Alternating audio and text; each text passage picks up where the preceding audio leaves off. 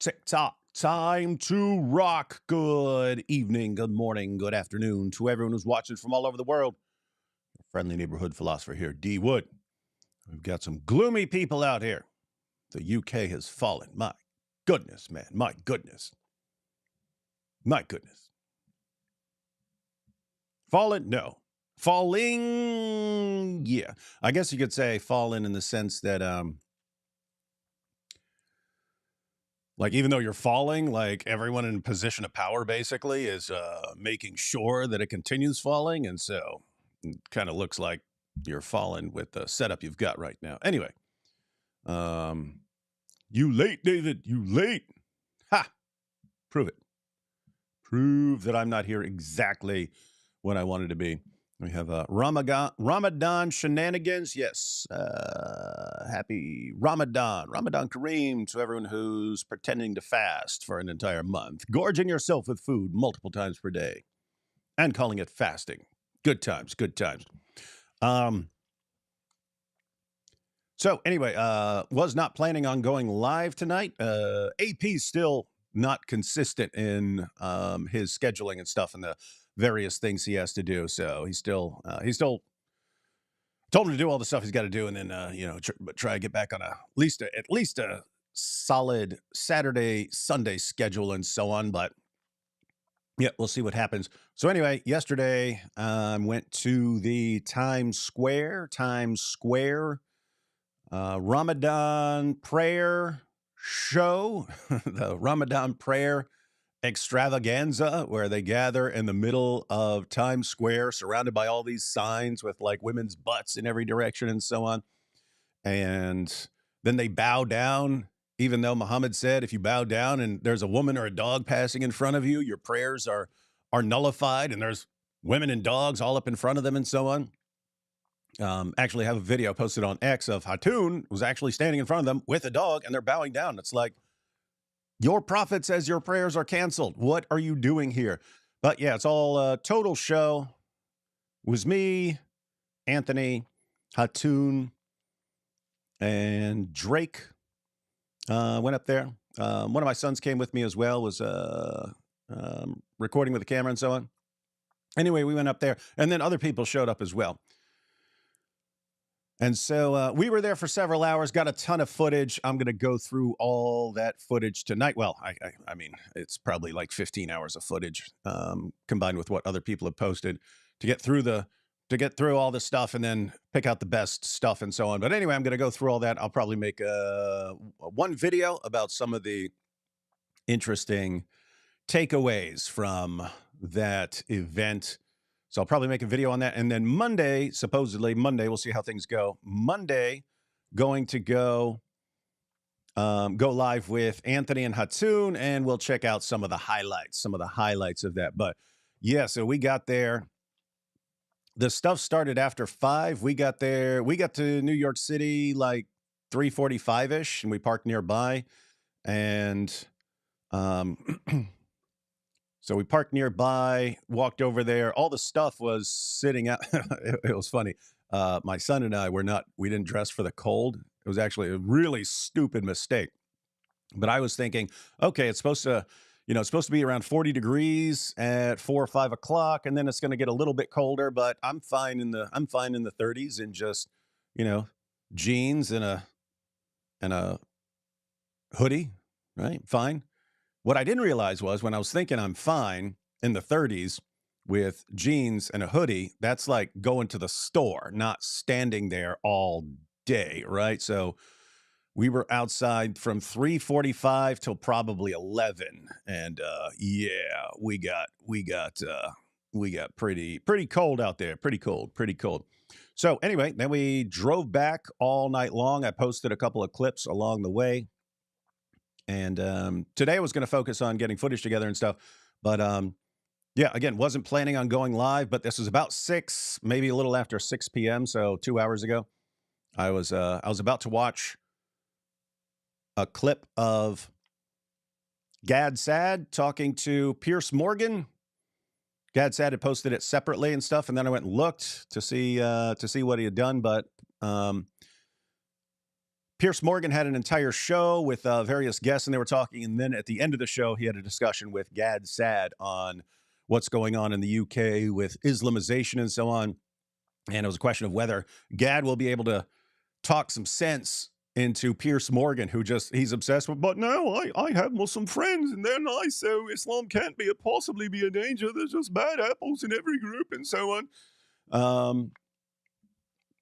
So I was wondering if Gad could break it down. Anyway, point was, I was around 6 and I was about to watch that, and it's about like 15 or 20 minutes, the section with Saad.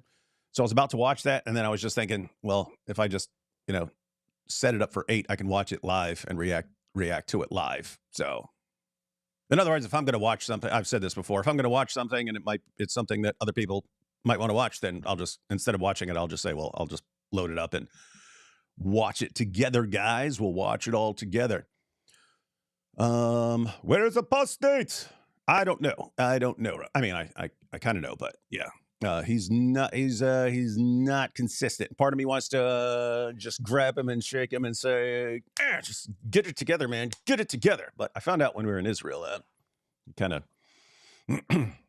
goes through some phases and stuff. Plus it gets combined with what's called creator burnout. But yeah, your brain actually can periodically burn out, and then it's hard jump starting once if you get creator burnout, then you can kind of keep going and stuff. But if there's ever a time you stop for a while, then it's hard to get back going consistently again.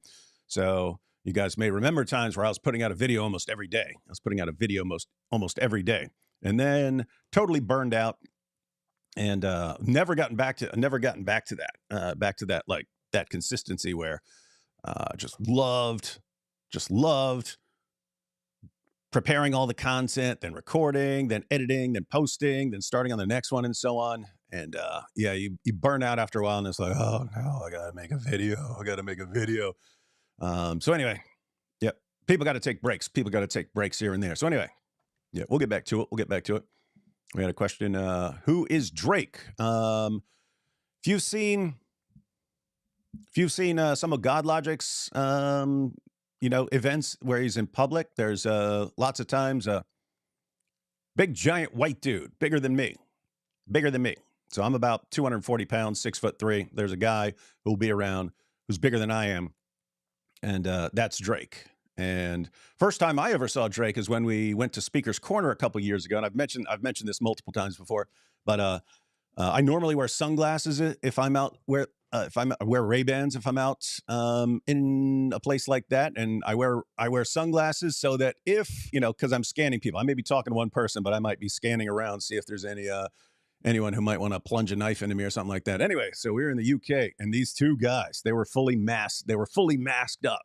And those are the kinds of guys who will like work their way in, come in and stab. They did that to Hatun when a dude stabbed her, came in with a mask on and stuff. Anyway, there was two guys. And I'm sitting there having a conversation, and they're like circling the crowd and getting closer and stuff, but they just had like rage in their eyes. And anyway, I'm watching them, see if they're going to make their move and so on. And then Drake walks by and says something to one of them, and they turn and they say something back, and he says something back, and then I just watch the guys walk away. So apparently Drake put the fear into their hearts real quick. So yep, cool guy, but he's also cool because he's a big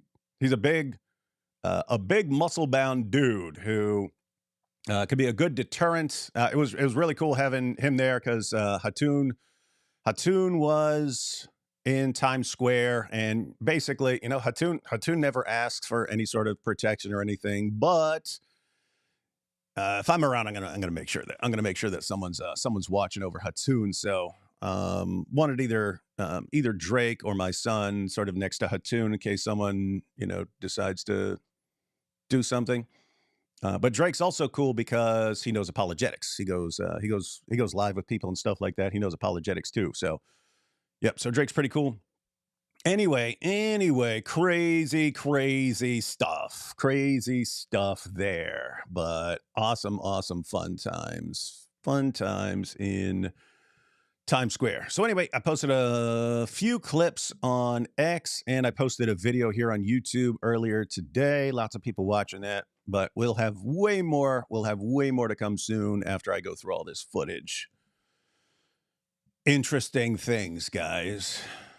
Interesting things. They were you had a bunch of guys who were playing nice, and you see, we're the better people, and we're just gathering for prayer. Why would anyone have a problem with that? And then you start listening to the things they're saying, and let's just say their true colors. Their true colors come shining through, as they so often do. So we'll have some stuff on that here. But anyway, just wanted to go through this Gad's Saad clip, and depending on this how this goes, tomorrow I might want to check out the rest of it, where they have a big discussion on the grooming gangs and so on in the UK, and people flipping out about that and saying, no, you got to pay attention to other stuff. Don't look over here. So we'll be checking that out. But right now, we're just going to go through this Gad's Saad clip. Let's take these first few super chats, then we'll jump into the video.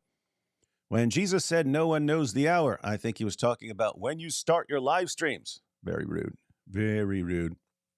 D. Wood, were you actually in New York City, Times Square, confronting those publicly praying Muslims on their hypocrisy in praying and fasting? Their reaction. They were ignoring us until...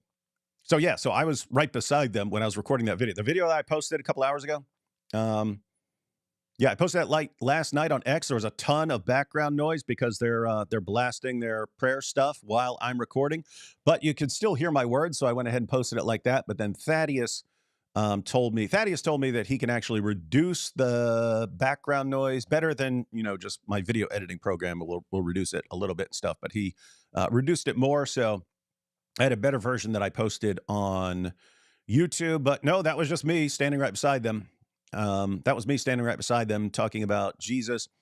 And there was no reaction. They were told not to react to us during all their prayers and so on. Some of their leaders did anyway, and some of the people who are kind of walking around did anyway. And that's some of the stuff that's actually funny.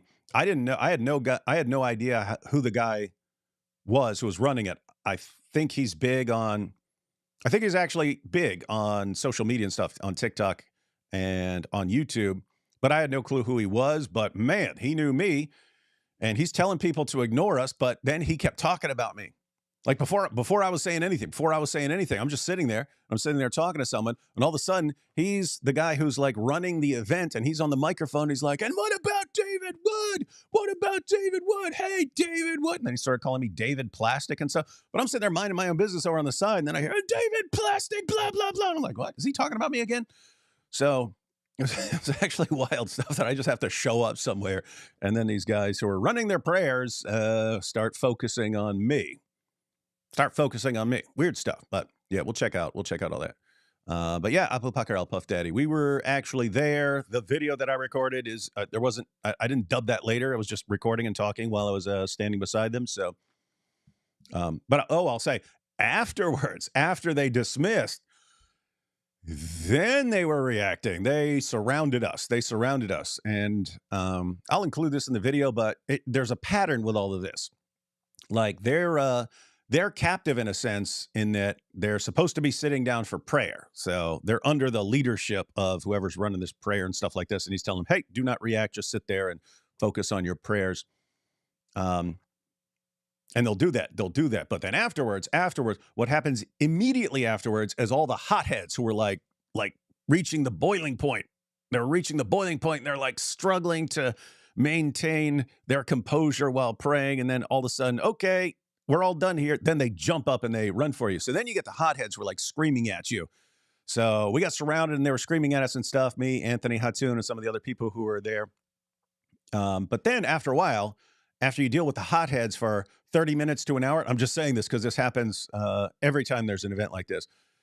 For 30 minutes to an hour, you deal with the hotheads, and then the hotheads kind of get distracted because someone will start arguing with them, and they'll sort of like go off to this. They'll end up all over on the side talking to someone who's arguing with them. But then you end up in like more serious conversations with some Muslims. So I've dealt with the hotheads for a little while, and then just got into regular, normal conversations with some Muslims out there. But one of the things I want to point out in the video is like, these guys are still using Islamic apologetics from like 20 years ago.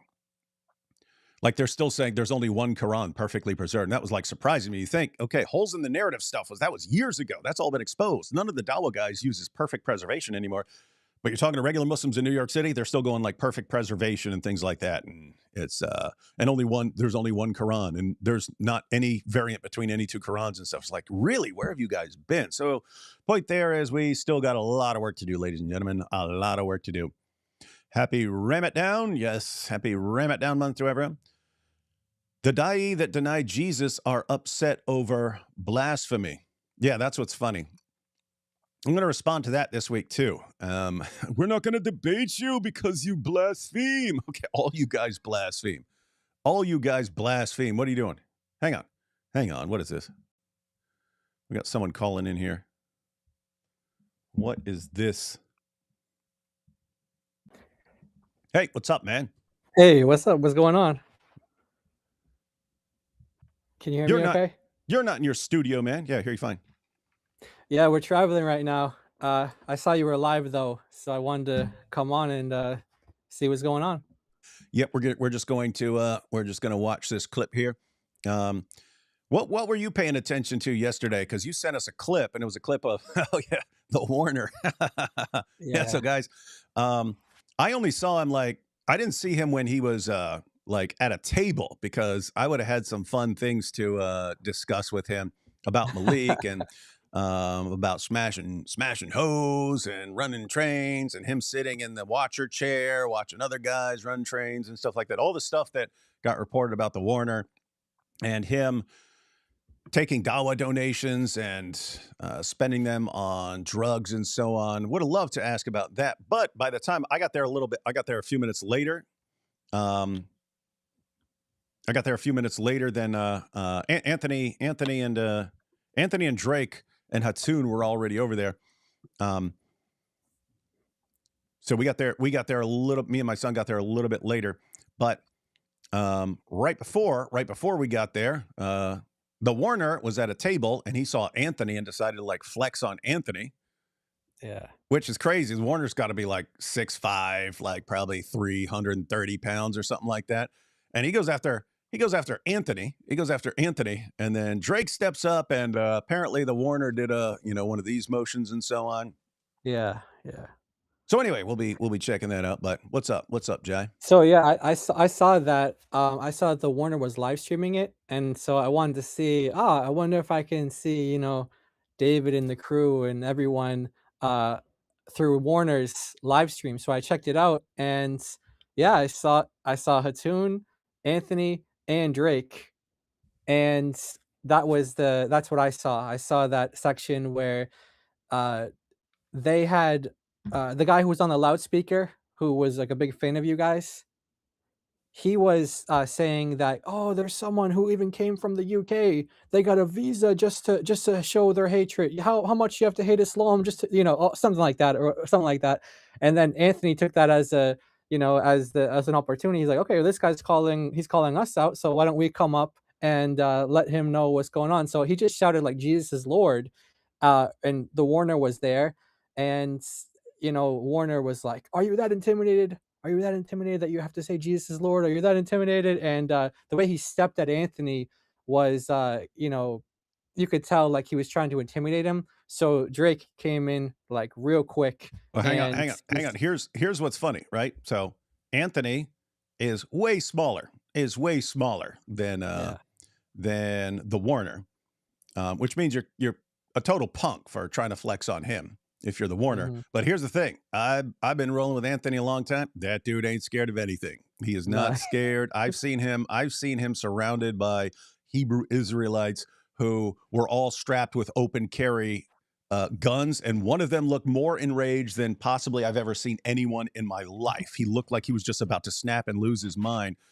And Anthony started just cracking up laughing at him. He was just laughing hysterically at how enraged this guy was getting, how his eyeballs were bugging out of his head and stuff like that. So yeah, I know he's just not scared. You can't scare Anthony. That's kind of true of most ex-cons. You spent years of your life, surrounded by criminals and stuff like that. Like one dude or two dudes or something like that running their mouths on the streets. Like, okay, yeah, I'm super scared, especially the Warner, the Watcher, the guy who wants to.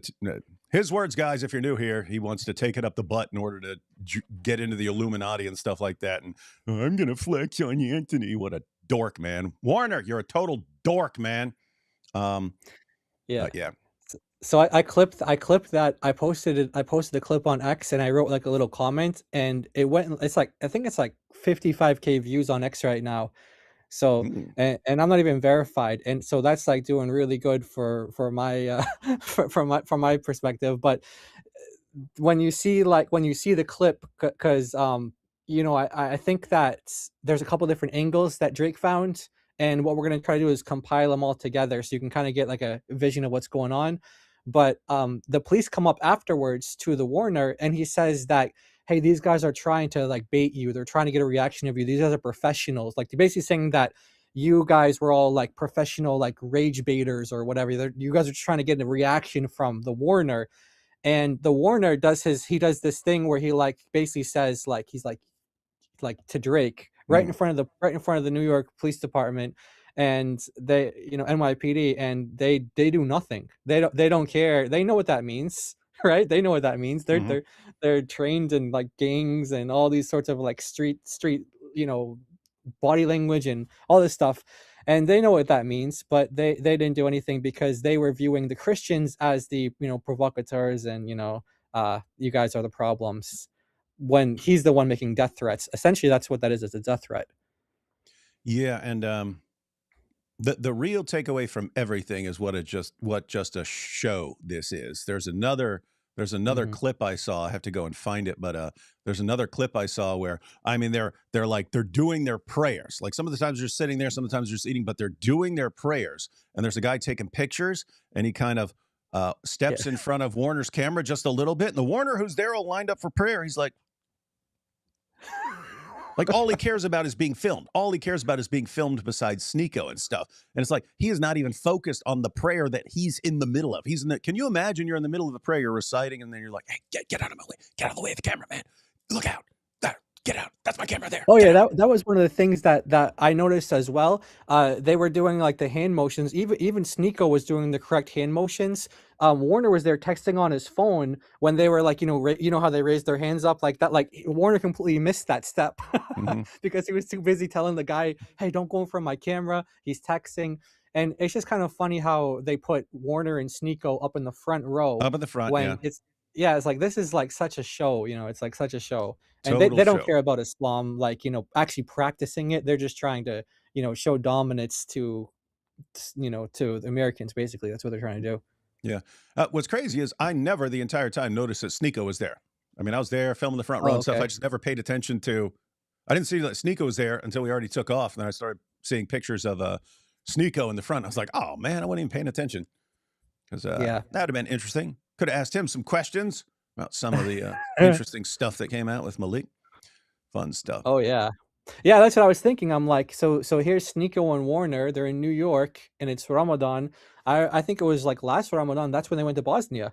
So I'm thinking, what's the trip this year? Where are they Mm. going this year? Yeah, they were already. I saw they posted a video of them all doing dawah, all giving dawah today in the park. So that's the pattern. They give dawah, they record it, post it. Everyone says, "Oh, you're heroes," and then they go. In Yeah. Malik's words, they go out smashing hoes and hit the clubs and all that stuff. So yeah, gotta love the dawah life. Gotta love the dawah life. Yeah. All right, let's go through these super chats and then we'll check out this Gad Saad versus Pierce Morgan. The Dai that deny Jesus are upset over blasphemy. Yeah, that's what's funny. These guys are like extremely blasphemous. They threaten people. They all defend child marriage and so on. Um, like sick evil stuff. Sick evil stuff. But then they'll be like, "You guys are blaspheming. We won't debate you anymore." It's like, shut up, guys. If you want to debate us, don't debate us. But don't make this your stupid excuse when you're a bunch of cowards. Yeah, they We always try won't, to we won't, pretend we like won't, it's we won't debate you if you don't do what you want. I keep telling people they're obsessed with control, and they try this. Oh, the threats aren't working. This isn't working. This isn't working. Whining about Islamophobia. That's not working. This isn't working. We'll dox you. That's not working. We'll go after your family. That's not working. Oh, now we won't debate you. That'll make you stop what you're doing. Yeah, good luck with that. I'm gonna have a response. Well, I'll go through that in a couple days, and I'll have a good response to that. We'll probably involve a Quran. We'll see what happens, nice. man. We'll see what happens. Check out Ray Ibrahim's latest video on the Hungarian TV production on the life of John Hunyadi. Also, oh, and his pets crashed the video at the end. Pets. Better not be dogs. Dogs are haram. I think Raymond Ibrahim was on. He was. I don't know if that's what this is referring to, but he was on. Being interviewed by some like some popular host. I forget his name, but you probably know who he is. And the cameraman was like super woke, and so it ended up turning into like a debate between between Raymond Ibrahim and the cameraman. This That's with pretty some woke funny. cameraman. Yeah, I would predict Raymond Ibrahim crushed him. yeah, yeah. Ramadan, the pagan holidays of gorging while calling it ritual starvation. Happy diabetes, I guess. Yeah. Yeah, they do have that problem. They have all sorts of health complications. And it's not health complications from fasting. It's not from fasting. It's health complications from binge eating. Binge eating. That's the health complications. Yeah, exactly. Canada versus USA Olympic hockey gold medal prediction. Yeah, I haven't watched hockey ever. I think I went to one hockey game ever, but not my sport. But normally ice sports, you have to give Canada the edge since their entire country is one giant solid block of ice. But I don't know, you do have exceptions. I love the guy live streaming his praying. Yeah, you got to do that. Can you imagine? I mean, seriously, the stuff I'm talking, I mean, I'm over there on the side and I'm quoting what Jesus said about doing your prayers to be seen by others and stuff. And it's not just, hey, we're in the middle of Times Square. Look at us, everyone walking by. Look at us, look at us, look at us. It's, oh, and we got to record it so everyone around can see me. Oh, look what I'm doing now. Look what I'm doing. It's like, guys, if you want to do that, it's up to you. Just quit saying you respect Jesus. Stop it. Everything Jesus says, you do the exact opposite. And then, yep, Jesus on our side. Yep, we're the true followers of Jesus. It's insane and idiotic. We have but here. Was that a shout out to the Warner? You guys won't believe how me and 29 of my friends celebrated Ramadan. World may never know. How often do you have to explain the difference between the inspired word of God and the eternal word of God theologically to da'wah?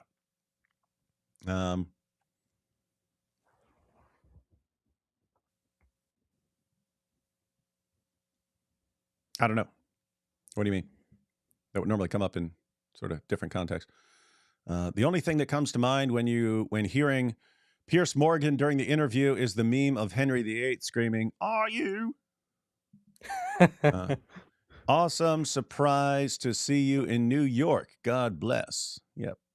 Good times, good times. All right, ladies and gentlemen, we're going to check out Piers Morgan here, talking to Gad Saad. Let's see what they got.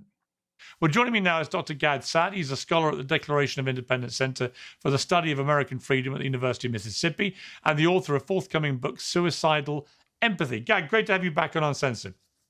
Thank you so much for having me, Piers. Look, this is obviously, as we've just heard, a very emotive issue. It's a complex issue. It's a multifaceted issue. You know, there's no doubt there is an interesting comparison to be made about sheer volumes, for example, of Muslims in the UK and US. It's about the same number, around 4 to 5 million, but the US is 6-7 times as big as the UK. So clearly we have a lot more Muslims in the UK. We have a tiny fraction of America's Jewish population.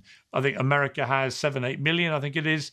In America, we have about 250,000. So they're right there, just statistically, we have a very different setup in terms of Muslim and Jewish populations of our respective countries. But in terms of this whole debate, fueled a lot by people on the conservative right in America. Say real quick, that's significant because I remember one time recently, it was a football, game or soccer, like we would say that the correct way.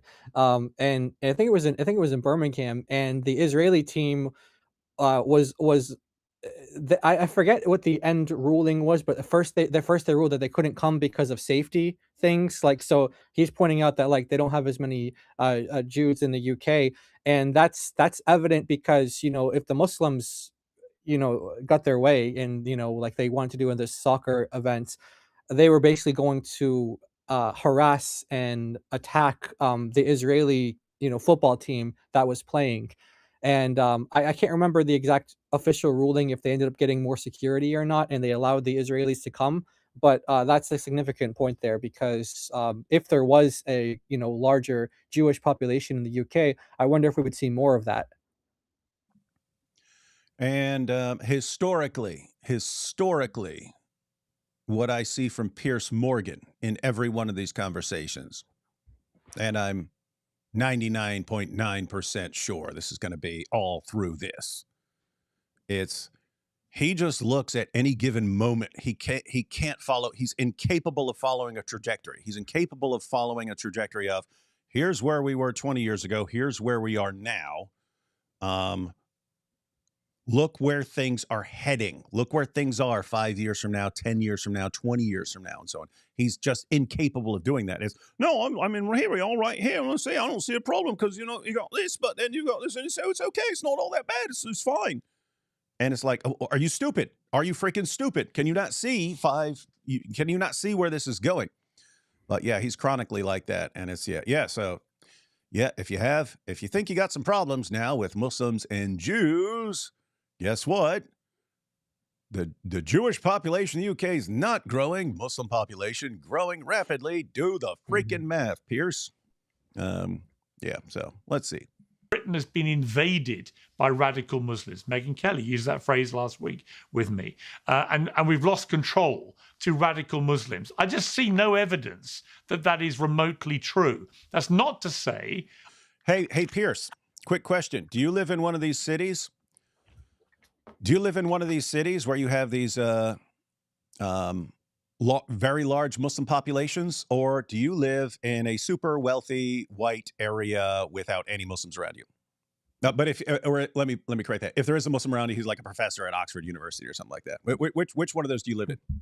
In other words, where exactly are you to be speaking accurately on the situation? Because we hear a lot of people complaining about how screwed up things are right now. We hear a lot of it. And if you totally missed all the grooming gang stuff, that's what life is like for people who are in these areas where you're not. And you're sitting here, borderline literally from an ivory tower, looking around going, oh, it's so beautiful up here. We're just in this ivory tower. I don't see what the problem is. Hang on. Things are going bad. I'm looking around. There's nothing wrong up here. Yeah. Gosh, completely incompetent, man. Yeah, I remember him when he had some American guests on. He made the point that he has like a home in Beverly Hills. So he lives in like the equivalent of Beverly Hills in the UK as well. So he doesn't see these things. I'm sure like the only Muslims he's exposed to are like his private like limousine drivers or something like that. Mm-hmm.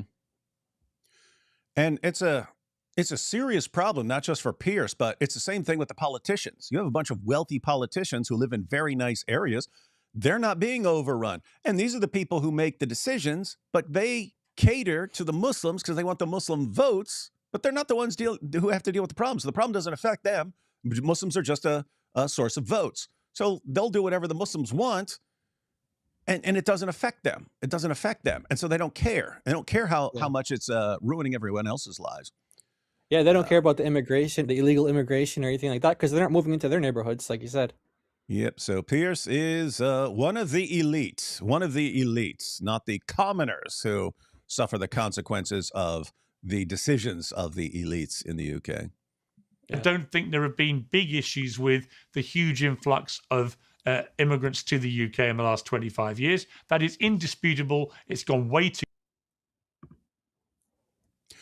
I would just like one grooming gang survivor after another to sit down with him and listen to I don't see any real problem. I don't see any bad thing. I don't see any bad consequences of this. Just say it to their faces, Piers, and watch their reactions.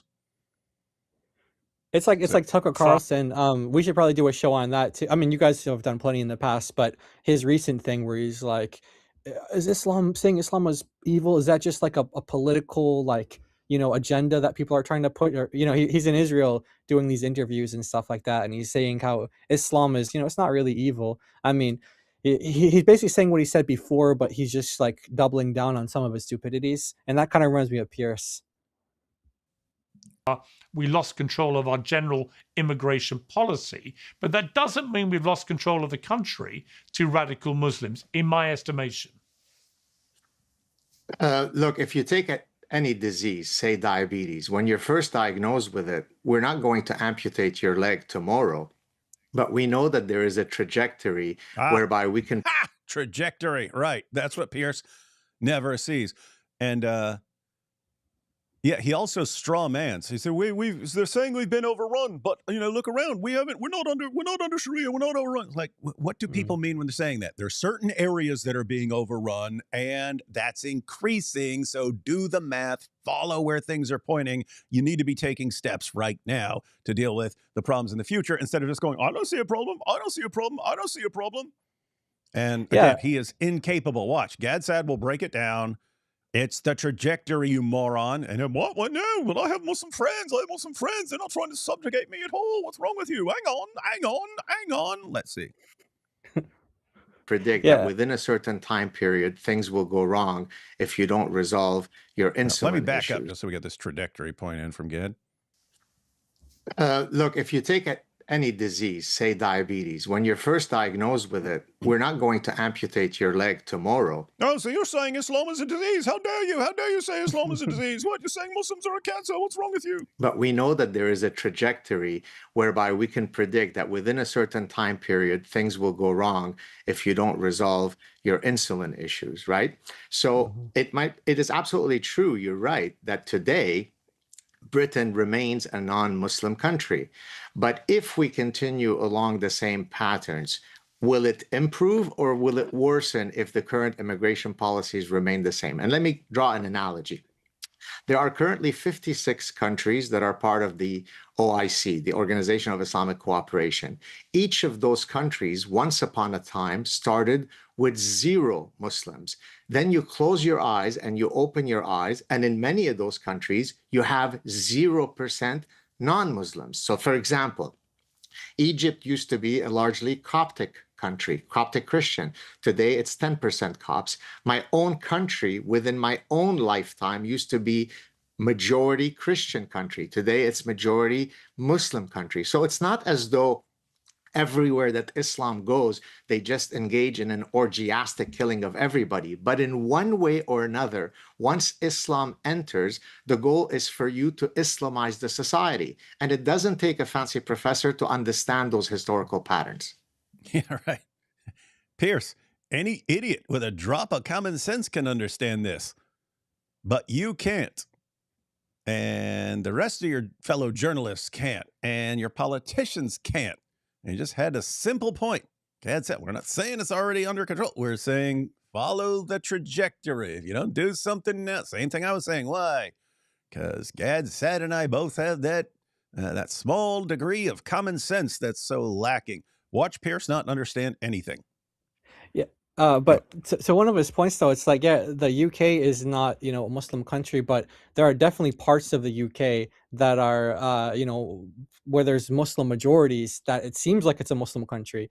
And we saw, I think it was recently, we showed, I think it was on your stream. I can't remember. Just give me 1 second. Hold on.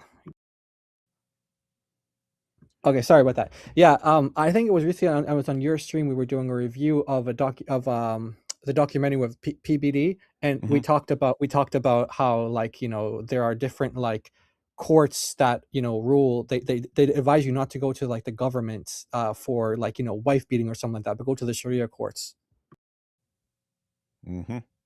Pretty creepy stuff. But let's check out Piers says, hang on, I have Muslim friends, and how dare you say something like this? I mean, it's interesting what you say.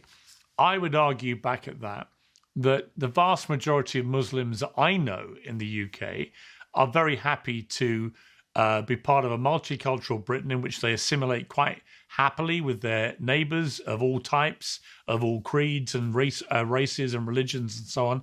I just don't see this hotbed of radicalism. Now, I would caveat that by saying that most of the terrorism in the UK in this century, for example, has been perpetrated by radical Islamists. That is indisputable. But it's been sporadic.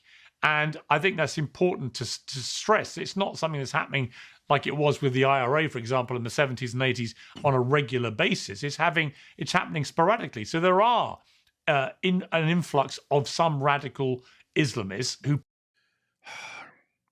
Notice the only one who's qualifying as radical Islamists are the actual terrorists who carry out attacks.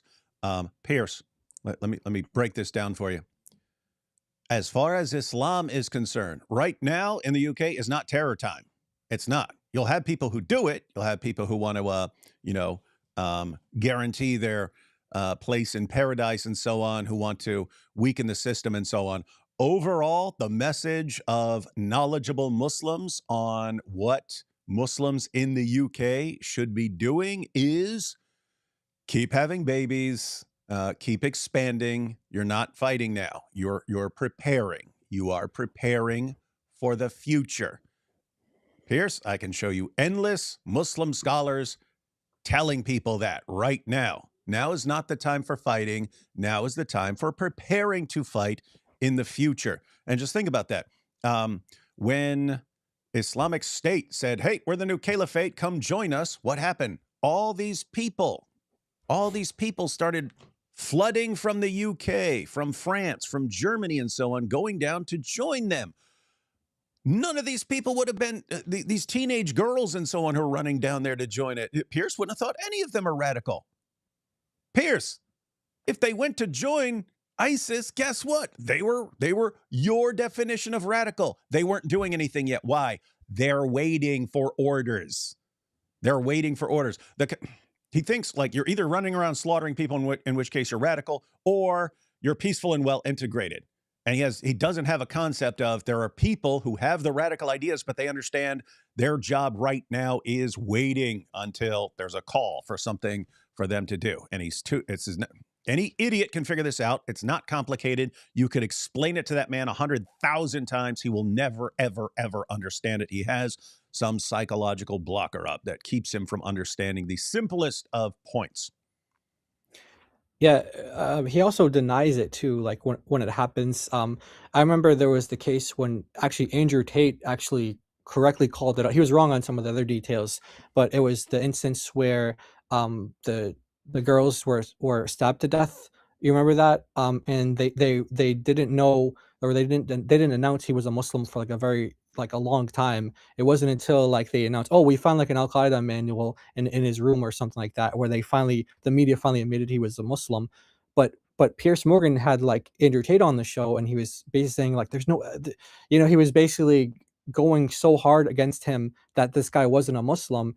And now that it came out that he was a Muslim, I don't think he ever retracted that. So it's not only that he's like unaware that there are these like sleepers or whatever you want to call them, but it's like when these things do happen, he'll deny it, and then when it comes out, no, that was a Muslim, he he doesn't retract. Perpetrate bad things. That's indisputable. But that doesn't mean we're a country under the control of radical Islam. And that's the other thing he does, straw man. If you say, hey, you got a problem in the UK, look what's going on. Oh, you're saying we're officially under the control of radical Islam, but we're not. Oh my goodness, look, we're not. I'm not. We're not. We had the same thing in Dearborn, right? Where police would arrest Christians for talking to Muslims, throw them in jail. And then they'd say, oh, you were disturbing the peace or something like that by having this discussion. And we say, that's Sharia. That's Sharia. You are actually enforcing Sharia. And then what was the response? What? You're saying the government is officially Sharia in Dearborn? No, we're not saying that, you idiot. We're saying you got people who are where you can see them implementing things that are not part of our system. They're part of a different system. And that should be a sign to you that they ultimately want this other system in place. They're showing you. So if they're able to implement it this much here, and they want it fully implemented, that's what they're aiming at. How are you not getting this? Oh, no, hang on. You're saying we're fully under the control and that we don't do caliphate. No one's saying that, you giant moron. Straw man, everything. Straw man. Yeah, so I think I might have mentioned this stat last time, but let me mention it again, and then I'll draw another analogy too in pathology and pathogen studies. Gad's funny because he knows he's talking. He knows when he's talking to people who've been told something over and over again and they don't get it, that he needs to try and break it down in other ways. So he'll go with analogies, hoping analogies can be more easily understood by people who refuse to get a point. There have been, this is a lower estimate. There are other databases that place what I'm about to say at a much higher number. Since 9/11 alone, there have been nearly 48,000 Islamic terror attacks in nearly 70 countries, right? 48,000. If you take all of the other 10,000 religions combined, it doesn't add up to the number of fingers that I have on my two fingers. So the fact that you and I could fully agree that there are millions of Muslims who don't do this doesn't negate the fact that if you allow Islam to take a foothold in a place, we know what the outcome will be. So now I'm going to draw the analogy that I promised earlier. The shingles virus is something that you and I, given that we're roughly the same age, is something. Oh, now you're comparing Muslims to a virus. How dare you? You're saying Muslims are like the shingles virus. How dare you? That we should be concerned about. It lays dormant in you for 20, 30, 40 years. And then there is a catalyst that then can trigger the shingles virus, and it results in a very uncomfortable situation for you. Yeah, guys. Yeah, that's part of my prison story as far as my testimony goes. So shingles, it's basically you get chickenpox when you're young and your body knows how to fight chickenpox. But the chickenpox is still always in you. Your body just knows how to fight it. Then if something happens, there's some extreme stressor or something like that, or you get a huge vitamin deficiency that weakens your immune system, all of a sudden chickenpox virus activates again in your body, and you just get this rash all over the place, and it's itching like crazy. It feels like poison ivy and so on. So in other words, you always got, that's actually a good analogy. It's in you. It's waiting. It's just waiting for your system to weaken a little bit until it springs out and gets really, really painful to deal with. Even though it lay dormant in you for 40 years. So when Islam is only 1% of the population, or 2 or 3, they don't yet have the numbers to be able to do the things that would otherwise worry you. But once they become 20%, 30%, 40%, then we can exactly predict the trajectory as we would diabetes. So again, you have to have the imagination to extrapolate into the future. He's actually...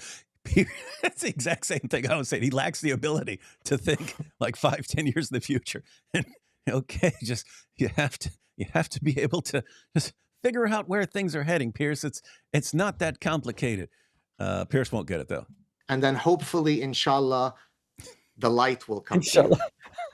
Right, but there'll be lots of people who hear you, compare Islam to a disease. Dude, you called it. You called it. Oh my. And then you know what else? You know what else he's gonna probably say too? He's gonna be like, "Oh, I know a lot of Muslim doctors who treat these diseases."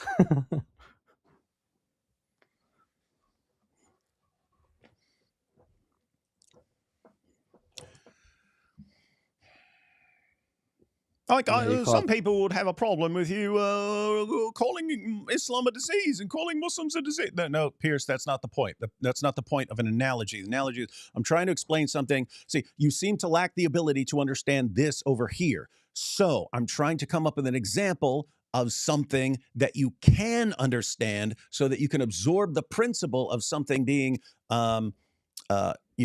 like the shingles virus or something like that, of it lying dormant. Something can lie dormant. It doesn't mean it's not dangerous. It means it's dormant and it hasn't been activated yet, but something later on, once something has changed, this can be activated. That's the point. No, you said disease. You're calling Muslims a disease. How dare you? You called it, dude. We'll You called it. find that incredibly offensive. And there'll be many millions of Muslims in the UK, because statistically, the absolutely vast majority of Muslims in the UK do not commit radical acts of terrorism. So listen to his standard again. How do you know someone is radical? They're committing radical acts of terrorism. Piers, look at the statistics on how many Muslims in the UK want Sharia. eventually. How many Muslims in the UK support the death penalty for apostasy? They're not going out and killing apostates. They're not doing it. Well, they're not radical. They're not going around killing apostates. They want to keep building and becoming stronger until they can kill apostates. Are they radical or not?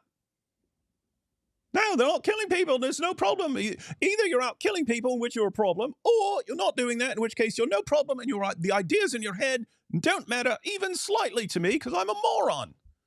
See what he says. 9% at least are living in peaceful harmony and not engaging in this. And in fact, a tiny fraction of British Pakistani Muslim men, for example, were engaged in the grooming gangs.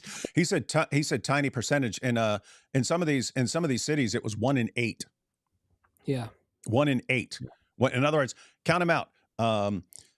You see 8 Pakistanis. 1, 2, 3, 4, 5, 6, 7. He's raping 12-year-old girls, drugging them, pimping them, and so on. Count out another 8. One of those guys is doing it. And what's that mean? It's been pointed out. If 1 out of every 8 is doing it, then that means everyone knows about it. Everyone knows about it. Everyone knows if they see 1 out of 8 of these guys taking these 12-year-old girls and stuff to upstairs in their kebab shop, people know this is going on. And guess what? Yeah. People didn't have a problem with it. You actually had even some of the guys who went to prison and so on, they're interviewing their wives and so on. How has this impacted you? Tell us that. What? Who cares? They were dirty girls. They're dirty girls. They didn't care either. No one cared. Keep in mind. Okay, guys, do the math here. If 1 out of every 8 Pakistani men were doing this stuff with the grooming gangs, and everyone else knew it, their wives aren't stopping them. People aren't stopping them. People aren't. You didn't have the other 7 out of 8 going, we have to stop this. Oh my God. They did not care. Why? They're dirty kuffar girls. Who cares? So I'm not doing it, but they are, and I don't care what they're doing because these girls aren't important. But but it's a minority. It's a minority, so it doesn't matter. I don't know how stupid this guy can possibly be. Albeit their behavior was disgusting and reprehensible, and the cover-up was just as bad. So my point being that, as I read out earlier to the panel, the vast majority of sex attacks in the UK are still perpetrated by white men, for example, right? So, statistics can be twisted any way people want, but this categorization of Islam as a disease in a country like the UK, I just don't sense that. Hang on. I just don't sense that. Islam is a disease. You can see Gad's face. He's like, oh my goodness, I can't believe he doesn't get this, and I have to explain it to him like a 4-year-old. Sex attacks in the UK. Look at him. Oh my goodness. Yeah. What am I dealing with here? Are still perpetrated by white men, for example, right? So, statistics can be twisted. Look at him. He's like, oh my goodness, I can't believe this. I would fail this guy if he were in one of my classes. He's so stupid. Any way people want, but this categorization of Islam as a disease. Gad Saad's going to have to explain to him how analogies work and how he's completely missing the point. In a country like the UK, I just don't sense that. Look at him. Of course, by the way, I don't know if you're doing this willfully or not. I'm not categorizing Islam as a disease. I'm drawing an analogy. The definition of an analogy is to draw exactly. Okay, here's what an analogy is, Piers. Exactly a comparative mechanism of how things might proliferate. So I'm not saying Islam. Yeah, but you were direct. Hang on, Gad. Let's not be disingenuous. You were directly comparing it to the impact. I was making an analogy, Piers. Man, hang on. No, you were calling it a disease. Why do you apologize to all Muslims for calling all Muslims a disease? You're saying they're all radical and that we're under Sharia. Having a disease that spreads. No, what I'm saying is that the phenomenon, whatever it may be, may lie dormant until there is a tipping point that serves as a catalyst. So if you he looks and sees what you're saying about Islam in the UK, and you're saying, well, it's not right now, it's not there, and therefore it's no danger at all. So what's Pierce's problem, as Gad Saad would see it? He doesn't understand the concept, the idea of something that's not completely destroying you now, possibly lying dormant, but that could be a huge problem 5 or 10 years from now. So, since he doesn't understand the concept, I'll give him an analogy of something he can understand as far as something lying dormant, but that is going to lead to a huge problem down the road. And the easiest kinds of examples along these lines are diseases. So I'll explain it to you in terms of a disease so that you can understand it, because you don't understand it. And then once you understand it, once you get the point, oh, something can be like dormant, it's not hurting me right now, but that doesn't mean it's not a danger and it can hurt me in the future. Okay, I get it. So you're saying Islam is like that. No, you're saying it's a disease. You're saying it's a disease. How dare you? Don't be disingenuous. So you can't even explain something to this guy. Don't like me comparing it to Islam.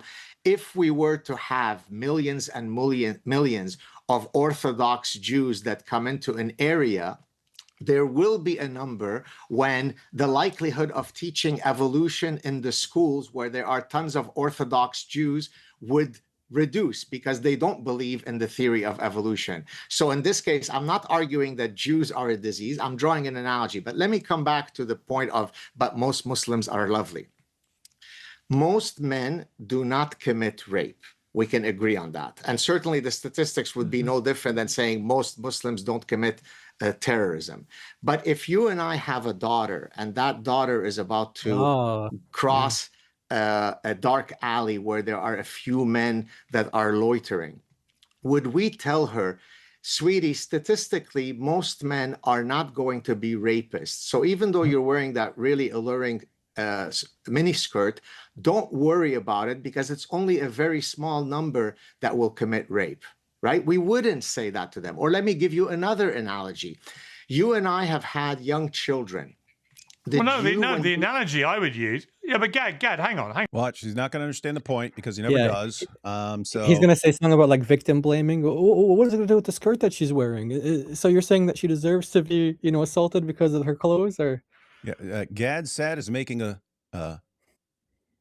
simple point. Just because you say minority does not mean not a danger, right? Most men, we're not going to grape your daughter if she's walking around. You still want her to be on guard, because even if it's a minority, even if it's 1 or 2%, you got to be on your guard against even 1 or 2%. You do. So don't think that just imagine. So apparently according to Piers, if I said, hey, there's a population over there, and 10% of them want to just completely murder. Keep an eye. I'm not saying Muslims. I don't even know the statistics here on the immigrants right now, as far as like official statistics and so on. Suppose you had a group of some people, and 10% of them wanted to murder you and grape all the women in your family. Okay. Well, they're a small minority, so it's not a problem, right? I still think that would be a pretty darn huge problem. For if you're every 10 people you're bringing in someone who wants to kill you and grape your wife and daughter. Wouldn't that be a problem? No, it's a minority. It's not a problem. So here, Gad is responding to the idea, just because something's a minority doesn't mean you don't take precautions over it. Can you at least think from the perspective of your daughter? If she's walking down an alley and you don't know if the guy there is one of the minority or not. You don't know. So just be on your guard. Be careful. Be safe, right? No, he will not grant that, because he's completely oblivious to understanding any point ever. Let's see how he misunderstands it. Again, sure. My response to that would be that, statistically, 83% chance that you'll be attacked by a white man, right? So if what? How does that go against what God is? How does that go against his analogy, though? It doesn't at all. He wasn't saying anything about Muslims, anything about race. It's an analogy again. No race. He's just, the percentage of men who will grape women is small. We don't think that means it's not a problem. It can still be a problem even if it's minority. So he's like, can you at least, Piers, get your mind around the idea that even a minority that does something really bad is a problem, and that you should be on guard against it? Can you at least grant that? And he can't even do it. He can't even do it. He has to miss the point. He has to misunderstand every point. And it's like, what are people doing? Watch. You want to get into numbers and probability. Yes, I have a daughter. I would not want my daughter to walk across a park late at night. But actually, so you get the actual point he was making. Piers, how dare you say that you would not want your daughter walking out where a possible rapist could do something to her? How dare you say that when rapists are such a small percentage of the population? That He just got it without realizing he got it. That was the only thing Gad was trying to point out to him. Piers, Yeah. even you, with all your stupid, idiotic ideas, even you can understand that a minority can still pose a danger, and therefore you need to be aware of it, because that's what he was objecting about. It was just, what's a minority? It's a minority. If it's a minority, that's not a problem. If it's a minority of the population that want to do this stuff, then it's not a problem. It's not a problem. Wait, I'll show you by an analogy that you understand that a minority can be a problem. What's your response? Well, completely misunderstand the point and take it in a different direction because I'm a moron. Statistically, she's far more likely to be attacked by a white man. That is just a reality in the UK. That's why. Right. Well, that's the statistical reality. So the framing of this debate, when people try and say, well, look, you've been invaded and overrun by radical Muslims. They all hate women. Therefore, it's become a very dangerous place for women because of radical Muslims. I simply throw back statistics, which is 83% of serious crime in the UK remains perpetrated today by white men. Piers, 96% of Scotland is white. Therefore, obviously, most of the rapes that are committed in Scotland are going to be committed by white men. It's this little thing called per capita adjustment, right? I want to draw another analogy for you because you didn't like the rape one. Gad's just going to keep throwing analogies at him until he finally gets one. Guys, but do you notice? It's, I don't get this. Okay, let me give an analogy. Well, let me misunderstand your analogy. Okay, you didn't understand that. Let me give you another analogy. Well, I won't understand that one either. Okay, I'll try to explain, but let me give you another. But I don't understand that one. Like he's literally incapable of understanding any point that he disagrees with. When you and I were raising our children and had to look for a babysitter, did we typically go and look for 35-year-old men as babysitters, or did we look for a 15-year-old teenage girl? Because we recognize that statistically speaking, 15-year-old girls are much less likely to molest children than 35-year-old men. Now, that doesn't take away from the fact that it is exactly true that most 35-year-old men will never molest. But life is about navigating statistical regularities. The one who understands those regularities comes out on the other side without being raped. The one who lives in unicornia will wake up one day while he's being put down on the floor being gang raped. So statistics matter. Most Muslims are perfectly lovely. Islam is not necessarily congruent with Western values. Those two statements are perfectly consistent with each other. All right. So there, another, I'm seriously hoping that Piers will eventually understand an analogy. So Gad is just making the same point in different ways. When we decide, if I decide who's going to watch my toddler daughter, I can get a teenage girl or a 35-year-old man. Let's suppose they're both volunteering as babysitters for my toddler girl. Well, guess what? Vast majority of 35-year-old men are not going to molest the little girl. But you can understand probably a somewhat higher percentage of 35-year-old men who are volunteering to watch a toddler girl are more capable of doing that than a teenage girl, than the statistics of teenage girls. And so you say, okay, this group, small percentage, small chance of doing anything, but this group, even way smaller chance of doing anything. Well, I'm going with that one. Even though it's a tiny minority over here, I don't even want the tiny minority. I don't want to possibly get someone from that tiny minority of 35-year-old men who want to harm my girl. Therefore, I don't want those guys. I don't want those guys. I would choose someone who's significantly less likely to do that. Okay, what would the point be there? All right, even though you have fewer Muslims and so on, if you have a bigger percentage of them who want to do some dangerous stuff, can't you understand that there is some underlying danger there just because it's a higher percentage who, let's say, want to kill apostates? Can you acknowledge if even most don't want to kill apostates, if it's a higher percentage who want to kill apostates or something like it, can that be an issue? Let's see if Piers understands anything. Well, except I would come back to this. Statistically, there are, I think, nearly 5 million Muslims living in the UK, a population of 67 million. And there was an absurd response last week because Megyn Kelly, after our interview blew up, posted to me on X that the most popular boy's name in the country last year was Muhammad, right? Mm-hmm. Now he's talking about the names, right? Yeah. So he's probably going to say something like the vast majority of Muhammad's. I don't know what he's going to say. Something stupid. I'm just wondering why he started talking about that. Why? Just Piers, give him a sign that you understand the point that he's repeatedly trying to make with analogy after analogy after analogy.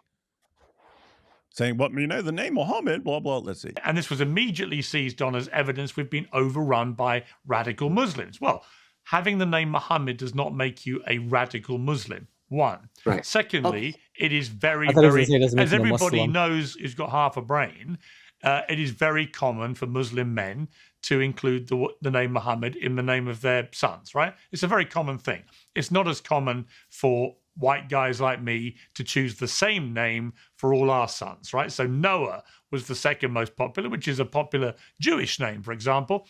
People, it happens to be in vogue. I think it's the most popular name in the US at the moment is Noah.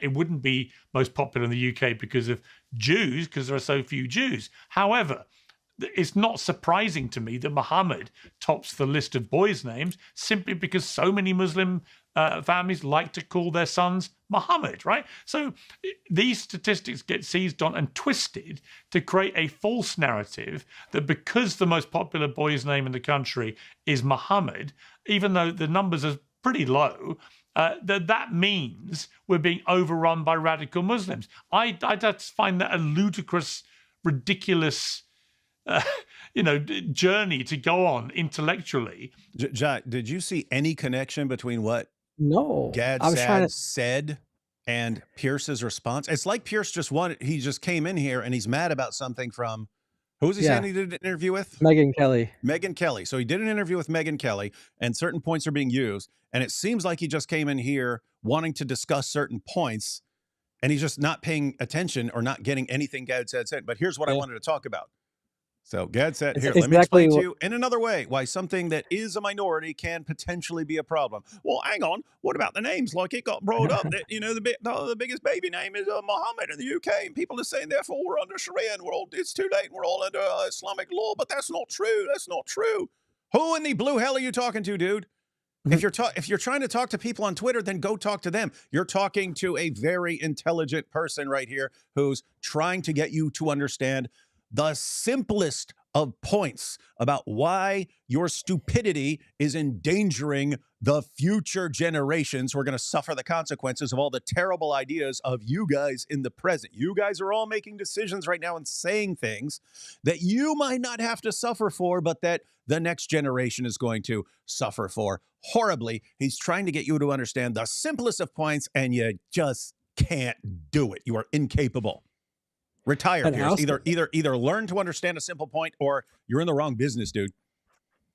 I also think that he's qualifying it as radical Muslim because you can actually make the point without saying radical. Like you could say that that's an argument to make that there is like a Muslim takeover of the UK.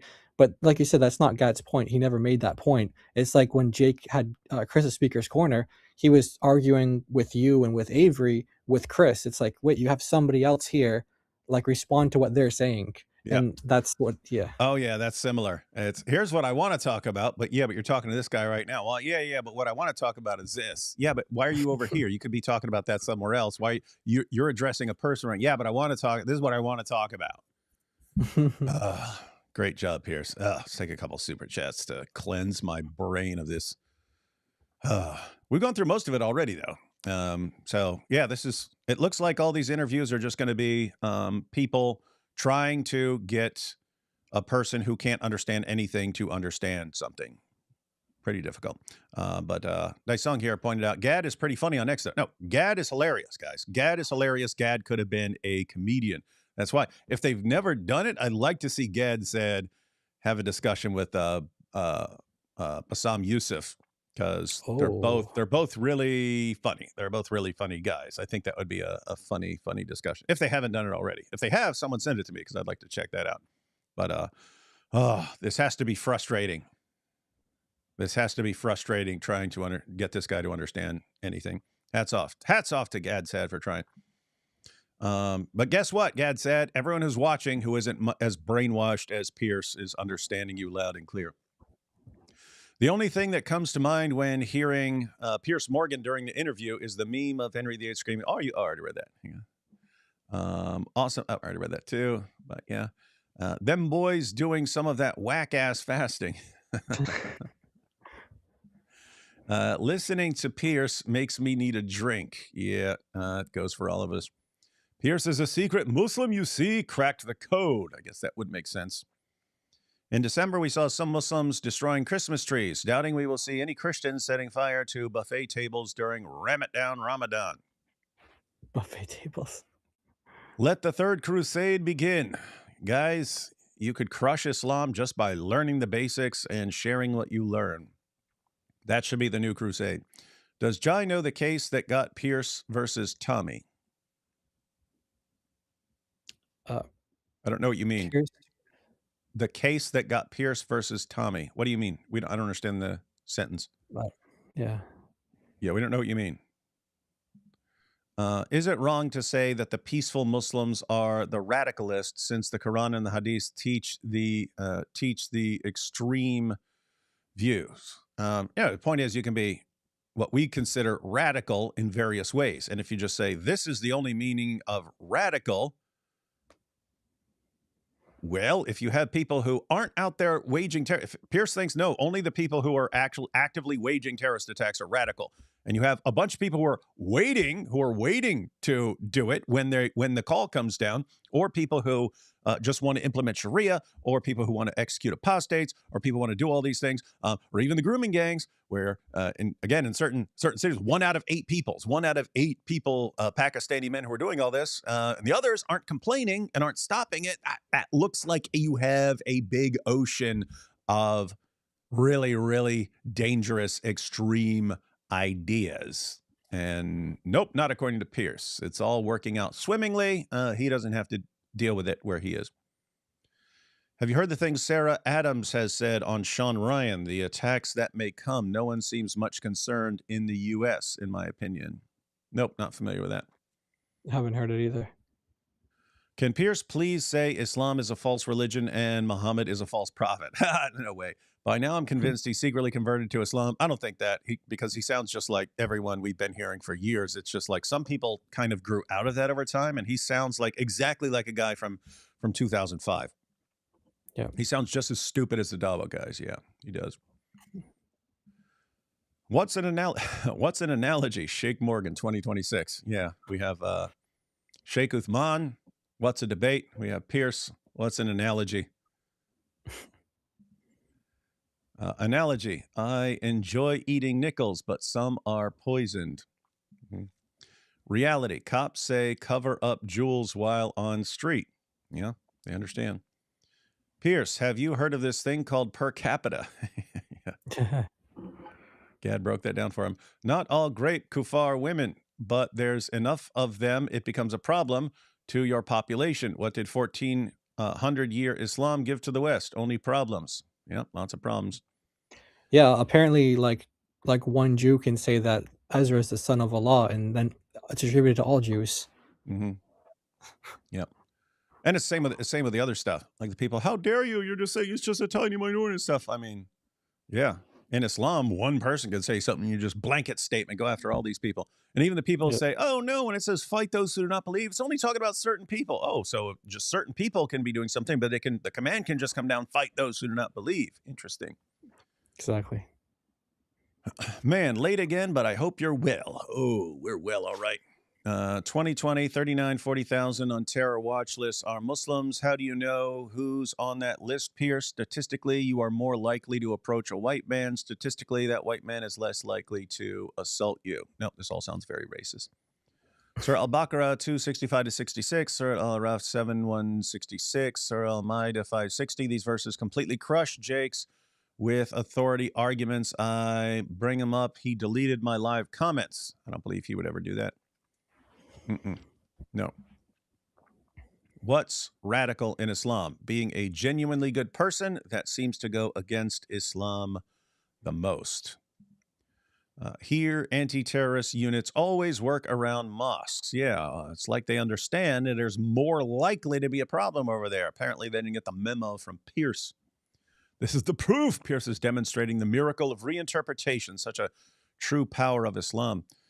Not even really reinterpretation. It's just the miracle of selective stupidity. I'll decide when to be extremely stupid and not be able to understand a point, because the point would actually go against what I've been saying. It's only terrorism. Lighten up. It's not affecting me. I'm rich. Ha ha ha ha ha ha ha. All right. Back to Gad Saad. Trying to help someone who can't understand the simplest of points understand something ever. Because it makes no sense to me. Can I take another shot at, I'll try again. navigating through statistics? Okay, if I told you today that there is millions of guys named Moshe that are moving into Brighton, would that increase or decrease the likelihood of there being a greater preponderance of kosher places? All other things equal, you would argue there'd be an increase, because since we have brains that engage in causal reasoning, I would say, well, most of us. And some of us don't have a brain that engages in causal reasoning. So, guys, the point here was after Gad gave him a very simple point, Piers started talking about, what about the names? What about people flipping out about the name Muhammad? And the number one baby name is Muhammad, but that's just because Muslims so many of them name their babies Muhammad. That doesn't mean there's any problems here. And now he's pointing out, okay, Piers, suppose you had tons of people, suppose a characteristically Jewish baby name became the number one name. Is that just telling you something about the names, or could that lead you to expect certain things are going to happen? So, for instance, if all of a sudden you found out that there are tons more Jewish babies being born or something like that, don't you think that down the road that might lead to more kosher restaurants, let's say? In other words, can that be connected to something else in society? Could there be consequences of that sort of thing? And the point he's making is, Muslims just a lot of people who have naming their babies Muhammad. Okay, if tons of babies are being named Muhammad, could that lead to something down the road? Could that tell you where things are heading? Any of that? Is that even possible? Since Moshe is a prototypical Jewish name, and since many Jews wish to adhere to kosher laws, I can undoubtedly, unequivocally, unassailably say that if there are more Moshes in Brighton, there's more likely to be pressure to have kosher food. But there'll be other Moshes that completely decide to eat a shrimp soup, right? So I am Jewish. So that would have been Pierce's response, right? So, so here's, if all of a sudden you have a Jewish baby named Moshe starts becoming like the dominant name in the UK, the top baby name, could that tell you something about whether this is going to lead to more kosher shops and restaurants? Well, no, that's not, because I know Moshe, and he's not even kosher. He's not even kosher, so no, it's not. He's completely incapable of understanding like the significance of statistics here. He probably won't understand it, but let's see here. So I am Jewish. I'm very much steeped in my Jewish heritage. And yet... that's funny. Now Gad is actually preempting it. He knows Piers is going to go back to, well, no, because, not all Jews follow kosher, and so just the name might not change things. Right. You can understand that even though there are lots of Jews who don't, a bunch of them do. Let's see. Yep. Jewish name, and since many Jews wish to adhere to kosher laws, I can undoubtedly, unequivocally, unassailably say that if there are more Moshes in Brighton, there's more likely to be pressure to have kosher food. But there'll be other Moshes that completely decide to eat a shrimp soup, right? So I am Jewish. I'm very much steeped in my Jewish heritage. and yet I eat bacon. It's not because I practice a more gentle form of Judaism. It's because I choose to ignore those parts that don't adhere to my daily lives. So most Muslims are lovely because they are innately lovely. They are nice Jews and mean Jews. We're talking about Islam. Is Islam consist of a set of codified doctrines that are consistent with the foundational Western values? If the answer to that, Piers, is yes, then we should quickly accelerate Islamic immigration because we're going to be enriched. If the answer is perhaps no, then maybe you need to put on your statistical reasoning hat. Ouch. I want to go back through that again. So it's funny.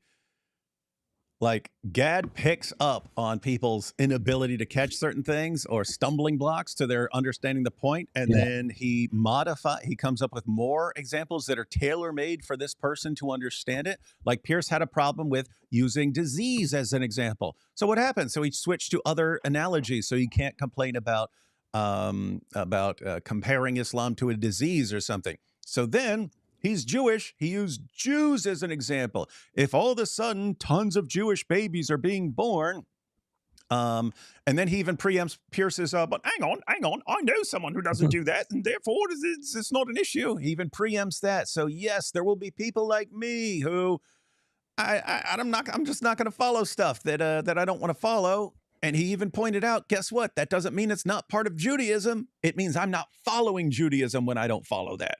So I'm not, it's not, oh, Judaism has, half of Judaism is fine with eating pork, but the other half, the extremists, they think, no, Judaism has a problem with eating pork. I'm not following that. So if you see a Jew who's eating bacon, that doesn't mean it's a lighter form of Judaism. He's just not following that aspect of Judaism. All this is to get Piers to understand the point that, yep, you can have Muslims who are not following what Islam calls for, but Islam does call for certain things. And he says, Piers, if Islam is just this set of ideas that are perfectly consistent and line up perfectly well with Western values, and we're all on the same page, he even says we should be bringing in all kinds of Muslims. Why? Because their ideology lines up perfectly with our own.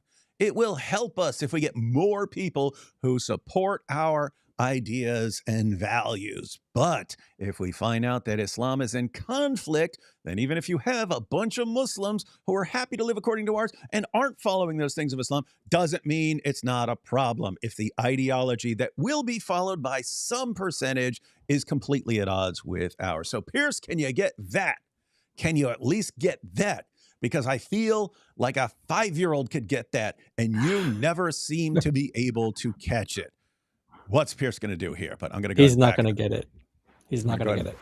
Back it up just so people can understand how easy that point is, and we'll see if Piers gets it. But we don't have high hopes for that. More gentle form of Judaism. It's because I not increase or decrease the likelihood of there being a greater preponderance of kosher places.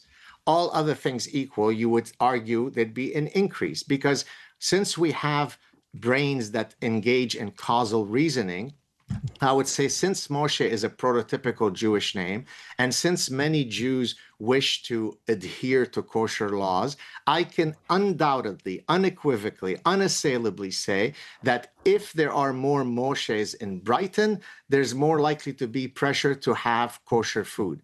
But there'll be other Moshes that completely decide to eat a shrimp soup, right? So I am Jewish. I'm very much steeped in my Jewish heritage, and yet I eat bacon.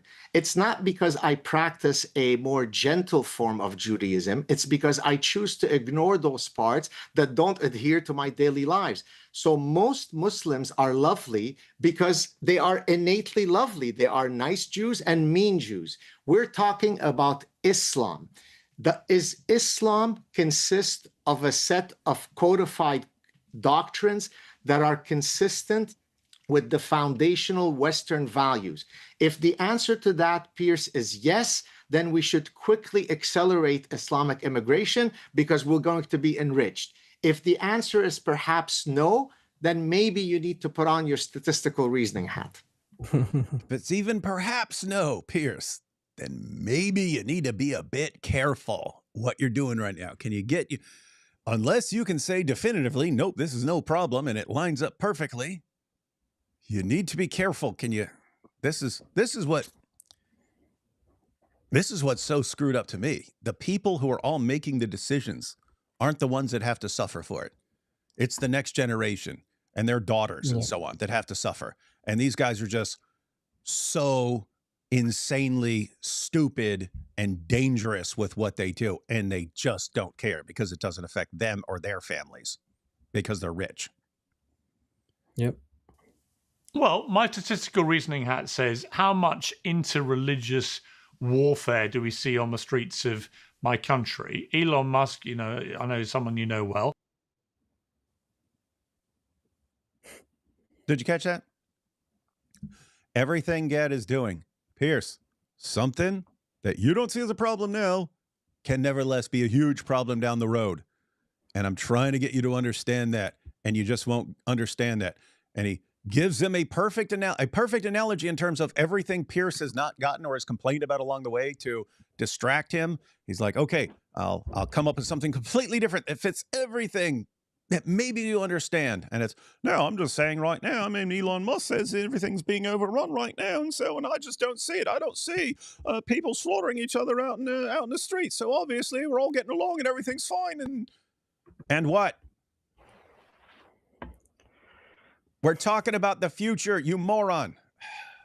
But right now, okay, can you see something simmering that is a huge problem down the road, but not this huge problem right now? But it's a huge problem.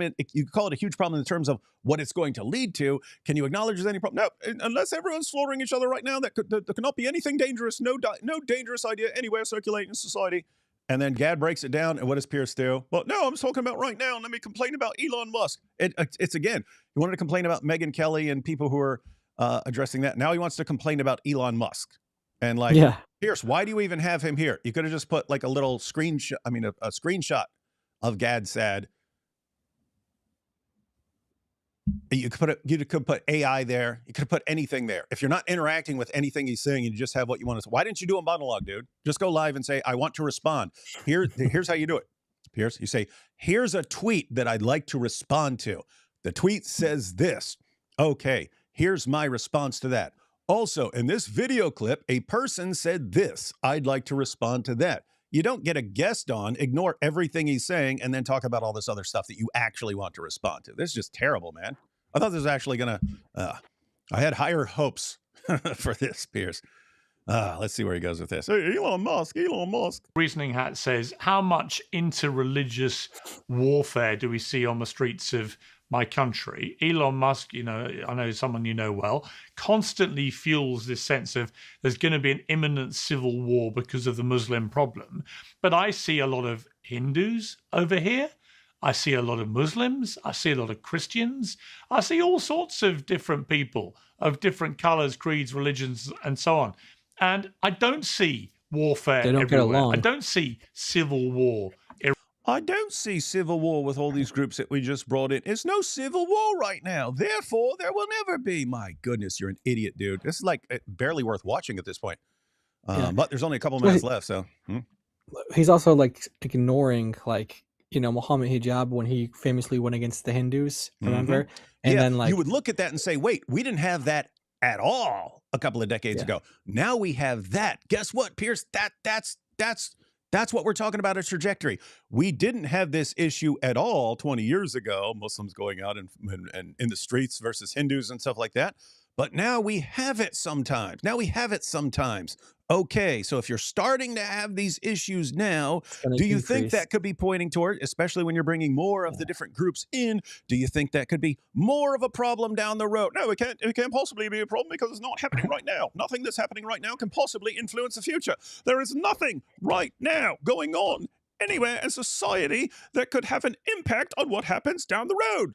There's only the present. All that matters right now is the present. There's nothing that can tell you about the future. Freaking moron, man. And it's crazy because I know he's not a moron. That's what I mean. It's like, it's a psychological thing. They're programmed not to be able to see reality.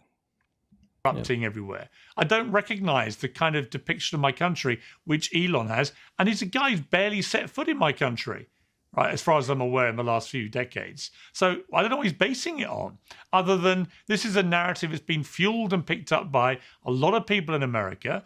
And I say to Elon, Elon's not even American himself, right? He's an immigrant to the United States. There are 5 million Muslims in the US, most of whom live perfectly. Look at poor Gad, man. This guy has not understood a single word.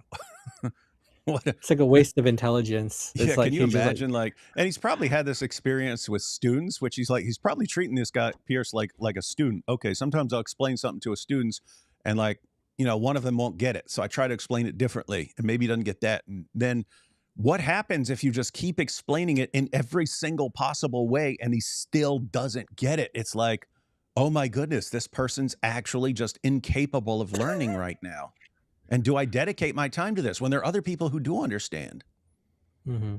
And yes, I guess the relevance of doing it is you're on Pierce's show, and even if Piers doesn't understand anything, maybe his viewers will.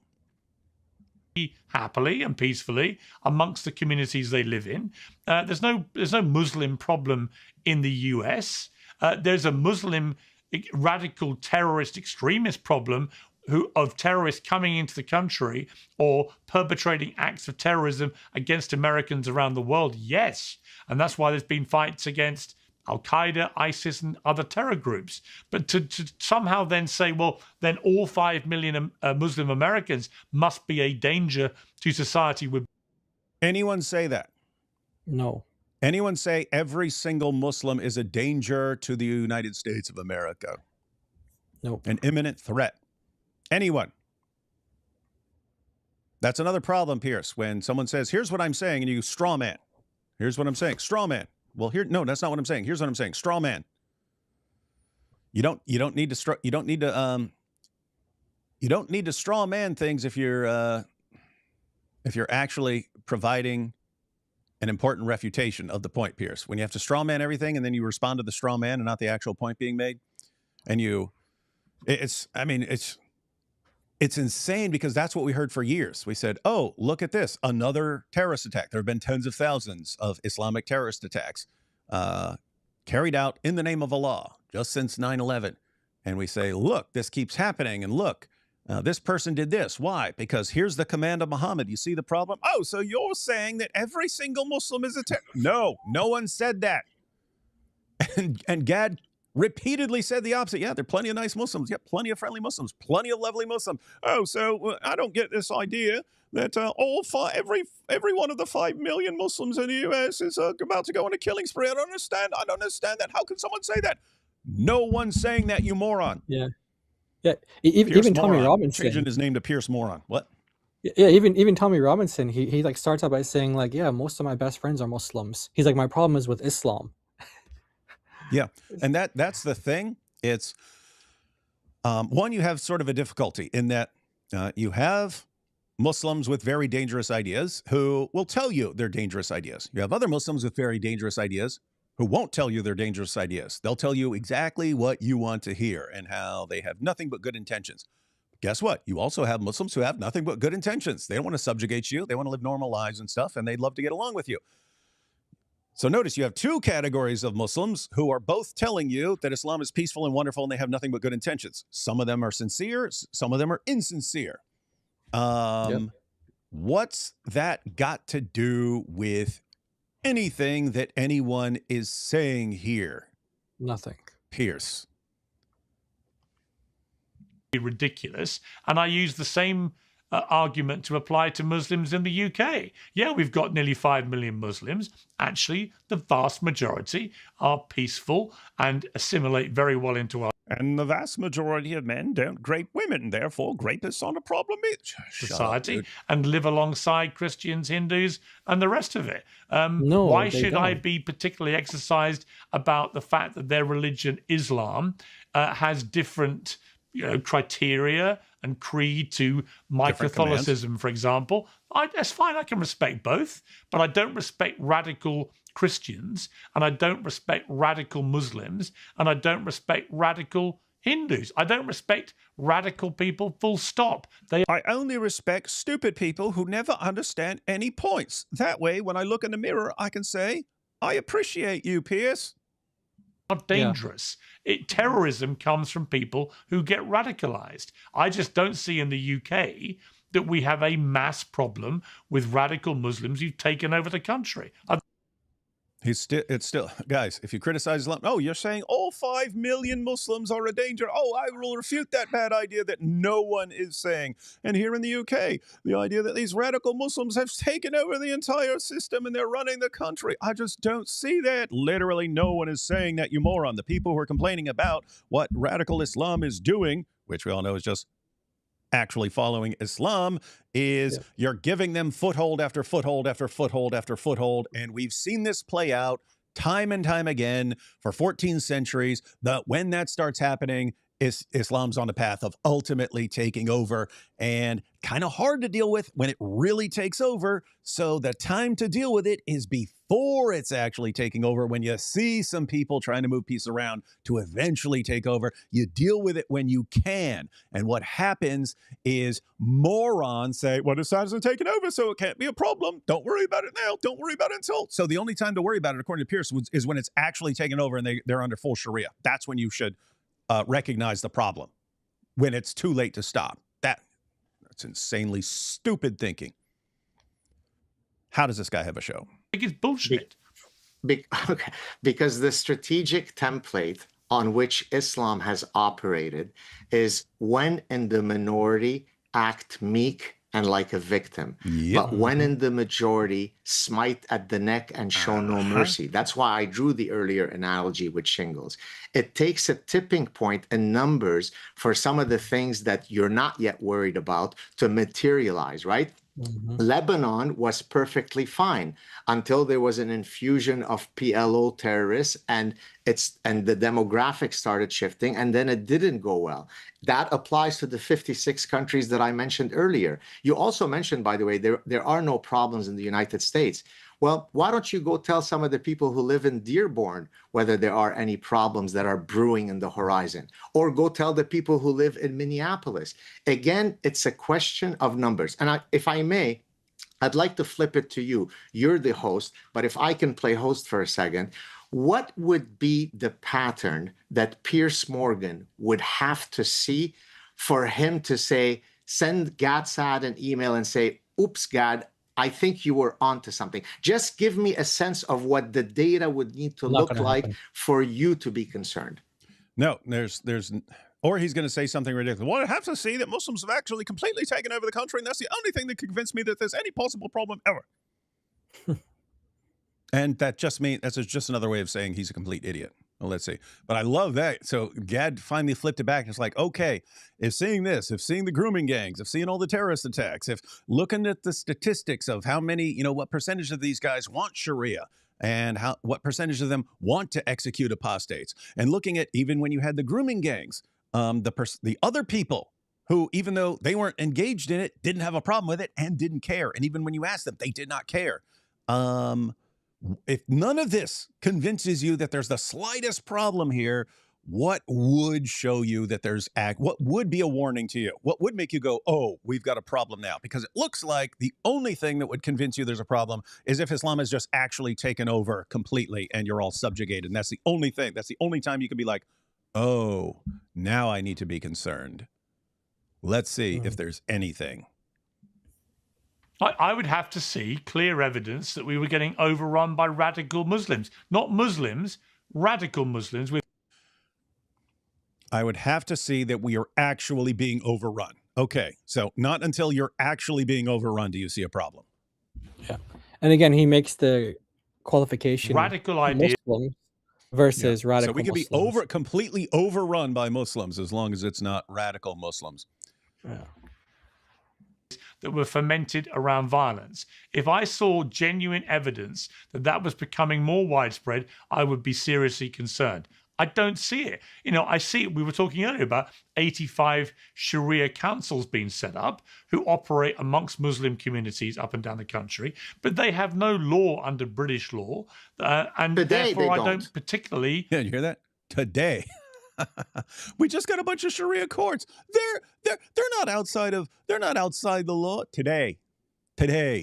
These are stepping stones. They go somewhere.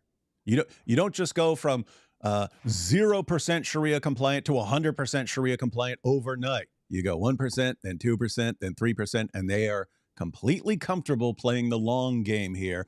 And you, almost more than anyone I've seen in my life, are completely incapable of understanding the long game. You only understand the present moment. And if the present moment is not complete dystopia and you being completely destroyed by Sharia, then there can't possibly be a problem in the future. And he just admitted it. Let's see. Today they don't. So my Forgive me point, for interrupting right? you. So here's my point, Gad. I don't think that we should turn a blind eye to potential issues. I'm not saying some of the things you've raised. Well, anytime someone brings something up, you deliberately turn a blind eye and don't understand anything. So historically around the world have not manifested themselves. And I think it would be prudent to listen to that. You're a very wise man, very knowledgeable. I completely respect that. I do think it would be prudent of British governments, for example, to take the potential issues here seriously. But let's not get ahead of ourselves and say we've been overrun by... Did Gad say that?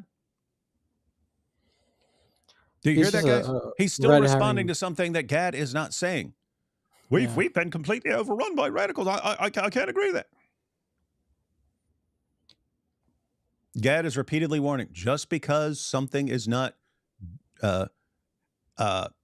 doing something right now does not mean it doesn't do that in the future. Something can lie dormant right now as it's slowly building, and then later it's this huge problem, and it's in your best interest to deal with it now before it's completely out of control. Can you get your mind around that? No. I don't understand how you could possibly tell me that we're completely overrun and that we're all doomed, that we're under the control of Sharia. It doesn't make any sense. I'm looking around, I'm not seeing it. Muslims. Let's make sure we protect our values in this country, make sure that people are genuinely assimilated, and make sure if we sense that there is a rising tide of violent radical extremism from any part of our community, that we stamp on it very quickly. And that, I think, would be a prudent way to deal with a problem that is not evident to me yet. But as you say, who can predict the future? Gad, I'm going to leave it there. Fascinating conversation. I love having you on Uncensored. Thank you very much. Cheers. He ignored everything he said. Yeah, and then especially that last idiotic thing. Well, yeah, we got to be on our guard against extremism from wherever it would come from. No, because you can't, Piers. Because anyone who's doing something dangerous is going to be a minority of whatever group they're from, and according to you, that means you shouldn't care even slightly. And if a person says there's a problem, if a person says, "Hey, we got this dangerous group over here that's doing this," you go, "Hang on, I'm looking around. They don't run the country, so there's no problem, is there? There's no problem."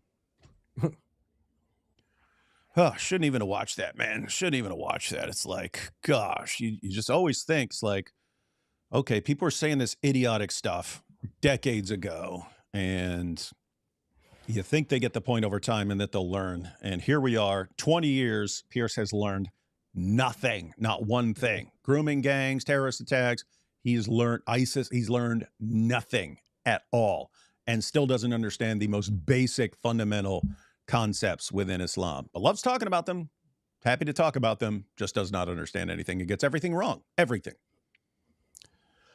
That's the UK.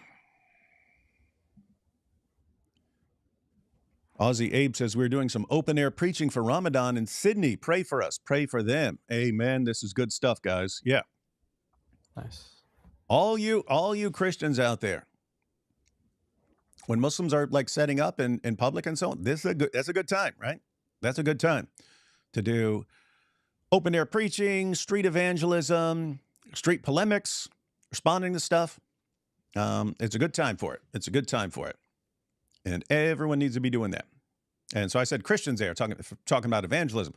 If you're not a Christian, still got to do the polemics. It's a good time to be spreading information about Islam. Keep in mind, Christians, Jews, Hindus, atheists, even you Muslims who aren't part of the correct group, we're all in the same ballpark here. There are people who want to violently subjugate us or wipe us out. We're all kind of on the same side of that issue. So, Yeah. Yeah, I recently downloaded TikTok again because I'm getting ready for our takeover, and I was surprised how widespread the Islamic dilemma has become. Like even atheists are referencing it, and it's just amazing to see. So yeah, that's something you can take to these places and run the Islamic dilemma by these Muslims while they're feasting. Also, I love your recent Ramadan video. You're talking about the one I posted earlier today. Yeah, it's pretty cool. Always cool filming on location. Sir, cobwebs for brains cannot be this obtuse. That's what it seems like, right? Yeah. It's normal for the host to counter-argue the guest. Yeah, but you can normally tell when a person is just kind of playing devil's advocate and responding to point to get the person to respond to common objections. Piers seems to really believe that there's a difference, right? There's a difference between just playing devil's advocate with someone to get them to respond to objections, and then you falling back on the points you always fall back on, which is constantly defending Islam against objections and so on. And it's not exactly a counter argument to bring up like a previous guest's argument and force your current guest to defend that argument. That's not a counter argument. That's like we're in a different conversation. One second. Did want to go over to the comments here, and there we go. Yep, Jai on TikTok. Yeah. Oh, it's not gonna just be Jai. It's gonna be Jai. It's gonna be DOC. It's gonna be the Dizzle. Yes, we're gonna invade and take over TikTok, guys. Yeah. Get ready. Saad is a psychologist. His ability to meet people where they are is part of the training he would have received. I'm a psych student currently. Yeah, that's what I mean. How depressing is it when you're doing everything that you've ever learned about how to convey a point to someone and they just will not get it? That's got to suck. Even Muhammad admitted that human beings generally do not like unaliving others. It may be that a thing that is good for you, maybe that the thing is good for you, even though you dislike it. Yeah, and that was Allah responding to people who didn't want to go wage jihad. Hey, maybe that something you don't like is actually good for you. Yep. Which goes into a whole other argument about like the fitra that Muslims have, which is like this natural inclination for things. But Allah is like, actually, that's not trustworthy because you might think something is good when it's bad, or bad that's good. Piers would say the world wars came out of nowhere based on what I'm hearing right now. Yeah, so in other words, if you were able to go back a couple years before the world war and you say, hey, look, these Germans are doing, hang on. It's not like the world has erupted into war and millions of people are dying, right? Come on, let's not exaggerate. Let's not exaggerate here. There's no problem whatsoever.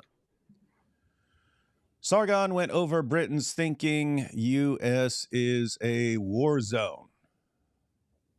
Sargon of Akkad? They actually think it's a war zone over here? That's weird. That's what it was like. I heard that this was back in the 1980s. But so this is before the collapse of the Soviet Union. They interviewed kids in the Soviet Union about what life is like in the U.S. And it was just, they thought it was terrible. And there's just terrorist attacks left and right and all this stuff. And it's like, where are you guys getting this from? Yeah. So, guys, yeah, we have problems in the U.S. And, not like they got in the U.K. Let me just put it that way. Piers got a Qatari invite 2 years ago. He got paid. That's what I mean. I don't know. Like that would explain things with Piers. It would explain things with Tucker, especially, or with Candace and so on. Some of these things would explain things, but you don't know because there's other things that can explain the same data. Like just being in the UK and going through their education system and being bombarded all your life with, if you're a good person, then you can never understand Islam. And only evil people actually understand it. You don't underestimate the psychological pressure that puts on people. Yeah, it kind of sucks. That's it. I'm cracking open my jar of old smoky moonshine. Piers raises my blood pressure. Yeah, send me a jar of that. Narrator's voice. Yes, the UK is cooked. Do you think Piers really doesn't get it, or is he paid by Qatar or something? Again, it seems like the most common explanation. If you're just told all your life, from the time you're in school all the way up, and then all your fellow journalists and all your politicians are all saying, hey, only an evil person sees anything wrong with Islam. Only a racist sees anything wrong with Islam. You don't want to be a racist, do you? No? Okay, then you never see it. You can just be trained that I have to think this way or I'm evil. As soon as you've absorbed the idea that seeing something over here is evil, well, you just have a resistance to ever thinking like that because you don't want to be evil. Can you say a list of names in your Sajid voice? What's a Sajid voice? I mean, Sajid? Like Sajid whispering? Like whispering? I don't know. Sajid, I'm thinking what he means by Sajid. Wonder if he means Sajid Lipum. Yeah. But yeah, Sajid would say, a list of names. That's how he would say it. Can't expect anything more from an Arsenal fan. I'm guessing that's soccer, right? Zut. That's the comment. Zut.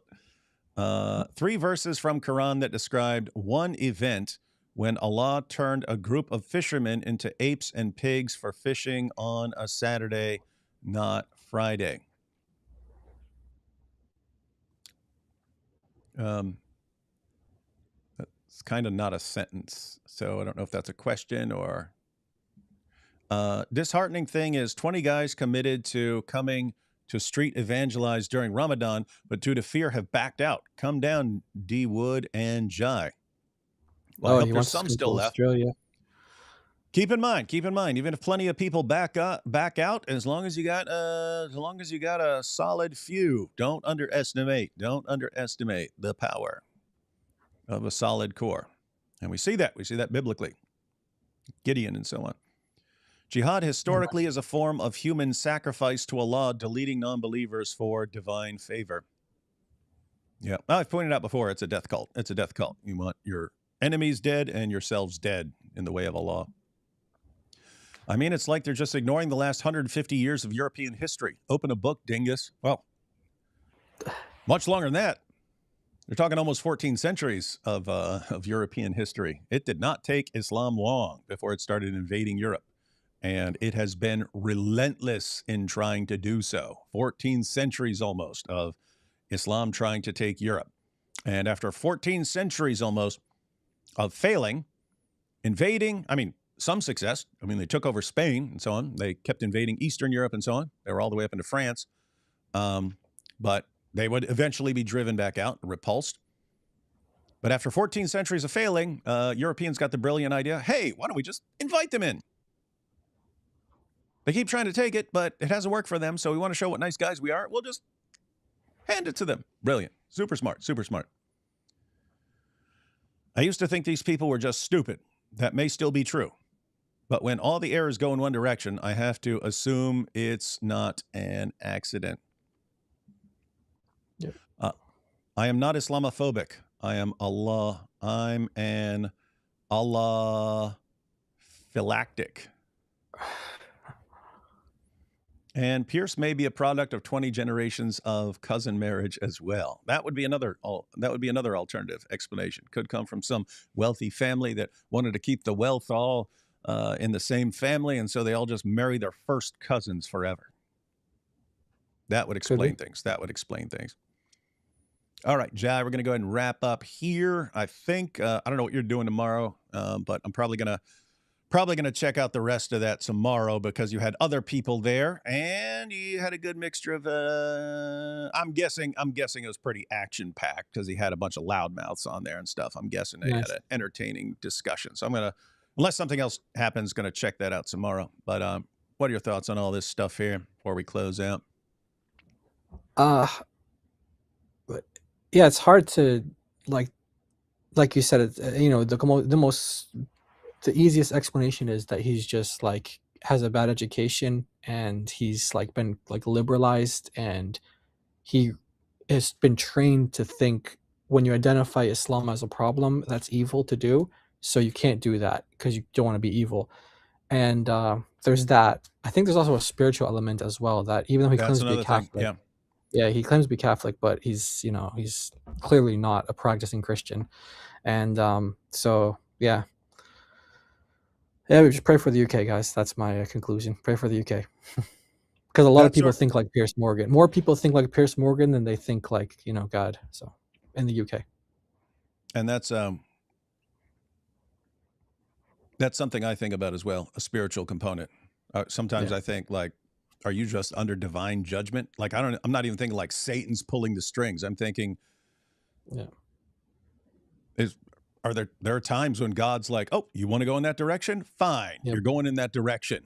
And hearts get hardened and so on. You see in the Exodus with the Pharaoh, it said Pharaoh hardened his heart. Pharaoh hardened his heart. Pharaoh hardened his heart. Moses talked to him. Then Pharaoh hardened his heart. Then Pharaoh hardened his heart. And all of a sudden it says, and God hardened Pharaoh's heart. It's like, oh, you want to rebel? Now you're locked into it, buddy. You're locked into it. And then he couldn't see out of it. Then he lacked all. He just, there was not a drop of common sense left in his head. So, stuff to think about, guys. Stuff to think about. Last two super chats here. Regardless if it's a Qatar payment or another agenda, it's clear he's being purposely obtuse. I don't really think he's this stupid. In fact, he's smart enough to play stupid convincingly. That's the problem. When you have people who are intelligent and they don't understand it. That's where the mystery comes in. Why doesn't this otherwise intelligent person understand this very, very, very simple point that a child would be able to understand? And so you start thinking, okay, spiritual component, psychological issues, being paid, all kinds of those things emerge. And it just sucks that it's so common. And it's like, okay, if Saad can't convince you that there's any sort of issue right there and you still don't understand the point, and there's tons of people like that, and that's like most of your government officials and most of your police and most of your journalists and stuff, it's like, oh gosh. That's why, guys, it's actually easier to go to regular people. It's easier to go to regular people who have more at stake than rich people who are living in, who don't have to deal with the problems. And that's why we talk to the regular people. And if you get enough regular people who catch on, then guess what? They can pick their journalists and they can pick their elected officials and so on. So the ultimate danger to Islam, I've been saying for years, is an informed population of free people. That is Islam's kryptonite. So learn your stuff, guys. Learn your stuff. Doug, 10 Apple, Earthworm Jim can intimate he's 6'8". The fight between boys that was deemed Islamophobia, and Piers Morgan attacked Tommy Robinson. No, he wouldn't do that. Can you do a Mojab impression using Sajid's voice? You were talking about Sajid. You're finished. Yeah, what are the other Muhammad Hijab lines, man? Yeah, you're finished. You're done. You've been intellectually humiliated. Are you that intellectually molested? Yeah, we'd have to do it. But yeah, that'd be Sajid if he was doing it. It would be funny to see Sajid acting like Muhammad Hijab, something like that. That would be funny. All right, guys. So be back tomorrow. Unless something changes. Something could always change, or there could be some more important thing. But I did want to check out the rest of that interview where he's got some other people going back and forth and discussing the grooming gangs and things like that. So be checking that out tomorrow. And Monday should have a video up going through a lot of the interesting things that happened in Times Square. And then Monday night, going to have Anthony and Hatun on, and we'll go through some clips, and we can all discuss because we were there a long time. And again, it ended after it was over. Then it was just like mob for a while, mob with some hotheads in it, and then calm down into some nice conversations and so on. So yeah, Drake said he had a bunch of good conversations too. I think he said that your son caught it on a video. He was like catching a bunch of it on video. And apparently the Warner wasn't the only one who was being aggressive as well. So there might be no, he wasn't. No, he wasn't. Yeah. There were other people being aggressive. Yeah. Mostly afterwards. They're just hangry, right? Yeah, and that's what's amazing. It's like the peace of Ramadan, blah, blah, blah, blah, blah, blah. then they freak out, but like extremely like foul language and screaming and yelling and saying the stupidest things and blasphemy left and right and so on. But got it on camera, guys. Nice. Always get it on camera. Ostation said, I think you missed my super chat. I might have missed it. Okay. 98% of the time when someone says, I've already said it, 98% of the time, speaking of statistics, 98% of the time when someone says, you missed my super chat, no, that person missed you going over their super chat. And I've repeatedly proven this over and over again, but I will go back just to prove my point yet again for the 487 millionth time. This is the comment from earlier. Is it wrong to say that the peaceful Muslims are the radicalists since the Quran and Hadith teach these? Yep, we did read that. So you're wrong again, Ostation. With that said, it's pretty common. It's not like every person pays complete attention to every second of a couple-hour live stream. So totally forgivable. And yet we will not forgive. Okay. Decide whether to ban you. We are also street preaching Mardi Gras, Sydney. We need your alter ego. There's Mardi Gras in Sydney? I didn't even know that. I thought Mardi Gras I thought Mardi Gras was just New Orleans. That is interesting to me. Huh. Hey. Who's your alter ego? Yeah, I don't know. Hey, but I do have my Oh, David Segarra. Oh, yeah. I do have my Bourbon Street. You guys probably don't have that Mardi Gras down under, but Mardi Gras in New Orleans, Bourbon Street is the place to go. I've mentioned before. Many years ago, my dad was drunk and someone told him it was almost impossible to get one of those signs down, but he had his tools in his truck. And so he wanted to prove the person wrong. And he said it was indeed very difficult with the things they put on there so that people couldn't go down there. But anyway, he got that sign. So a piece of history. I got a piece of history right here. I got the Bourbon Street sign. I'm going to have to find a nice place for that until the city of New Orleans decides, this was 40 years ago or something like that, but we got to get that sign back. City of New Orleans, if you want your sign back, I'll give it back because it was technically stolen, but I don't know how things work from, 40 some years ago. I don't know. And what do we have here? Ramadan was the worst time of terrorist attacks when I was on deployment. Oh, yeah. Because your rewards get multiplied. If you do something, your rewards are multiplied in Ramadan. So people think, oh, that means it's a month of peace. No, it's a month. If you're planning an attack, you do it there, and then your rewards get multiplied and so on. But it is way worse when you have a group that's calling for attacks. Like ISIS used to do that. They would call for attacks during Ramadan and so on. And so all these people that you think they're not harmful. No, when I mentioned there are people who are waiting for orders, some of them are waiting for orders from groups like that. And so you'd see these big spikes in attacks, and that's why we'd talk about the Ramadan bombathon back then, because it was the bloodiest month of the year for several years in a row. Fortunately, ISIS started waning, and then you had the attacks falling down. But following Piers Morgan's, that means there'll never be a problem in the future. No, you still need to get the point. You need to get the point in your head. Some people are waiting. They're waiting and preparing. Yeah. And Malik needs a Snickers. He's not the same when he's hungry. Yeah, poor guy. Heard he just spent all last night whining while he's live. And no you and AP in Boom Boom Room with Mo. Oh. Wait, you want me and AP in the Boom Boom Room with Muhammad? I've already been in the Boom Boom Room. And AP has as well. Yeah. You guys did the Queers for Palestine thing.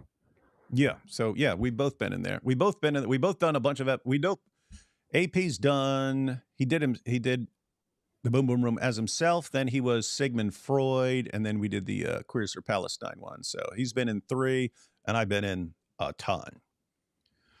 All right, guys, have some more stuff for you tomorrow and Monday. We'll catch you all then.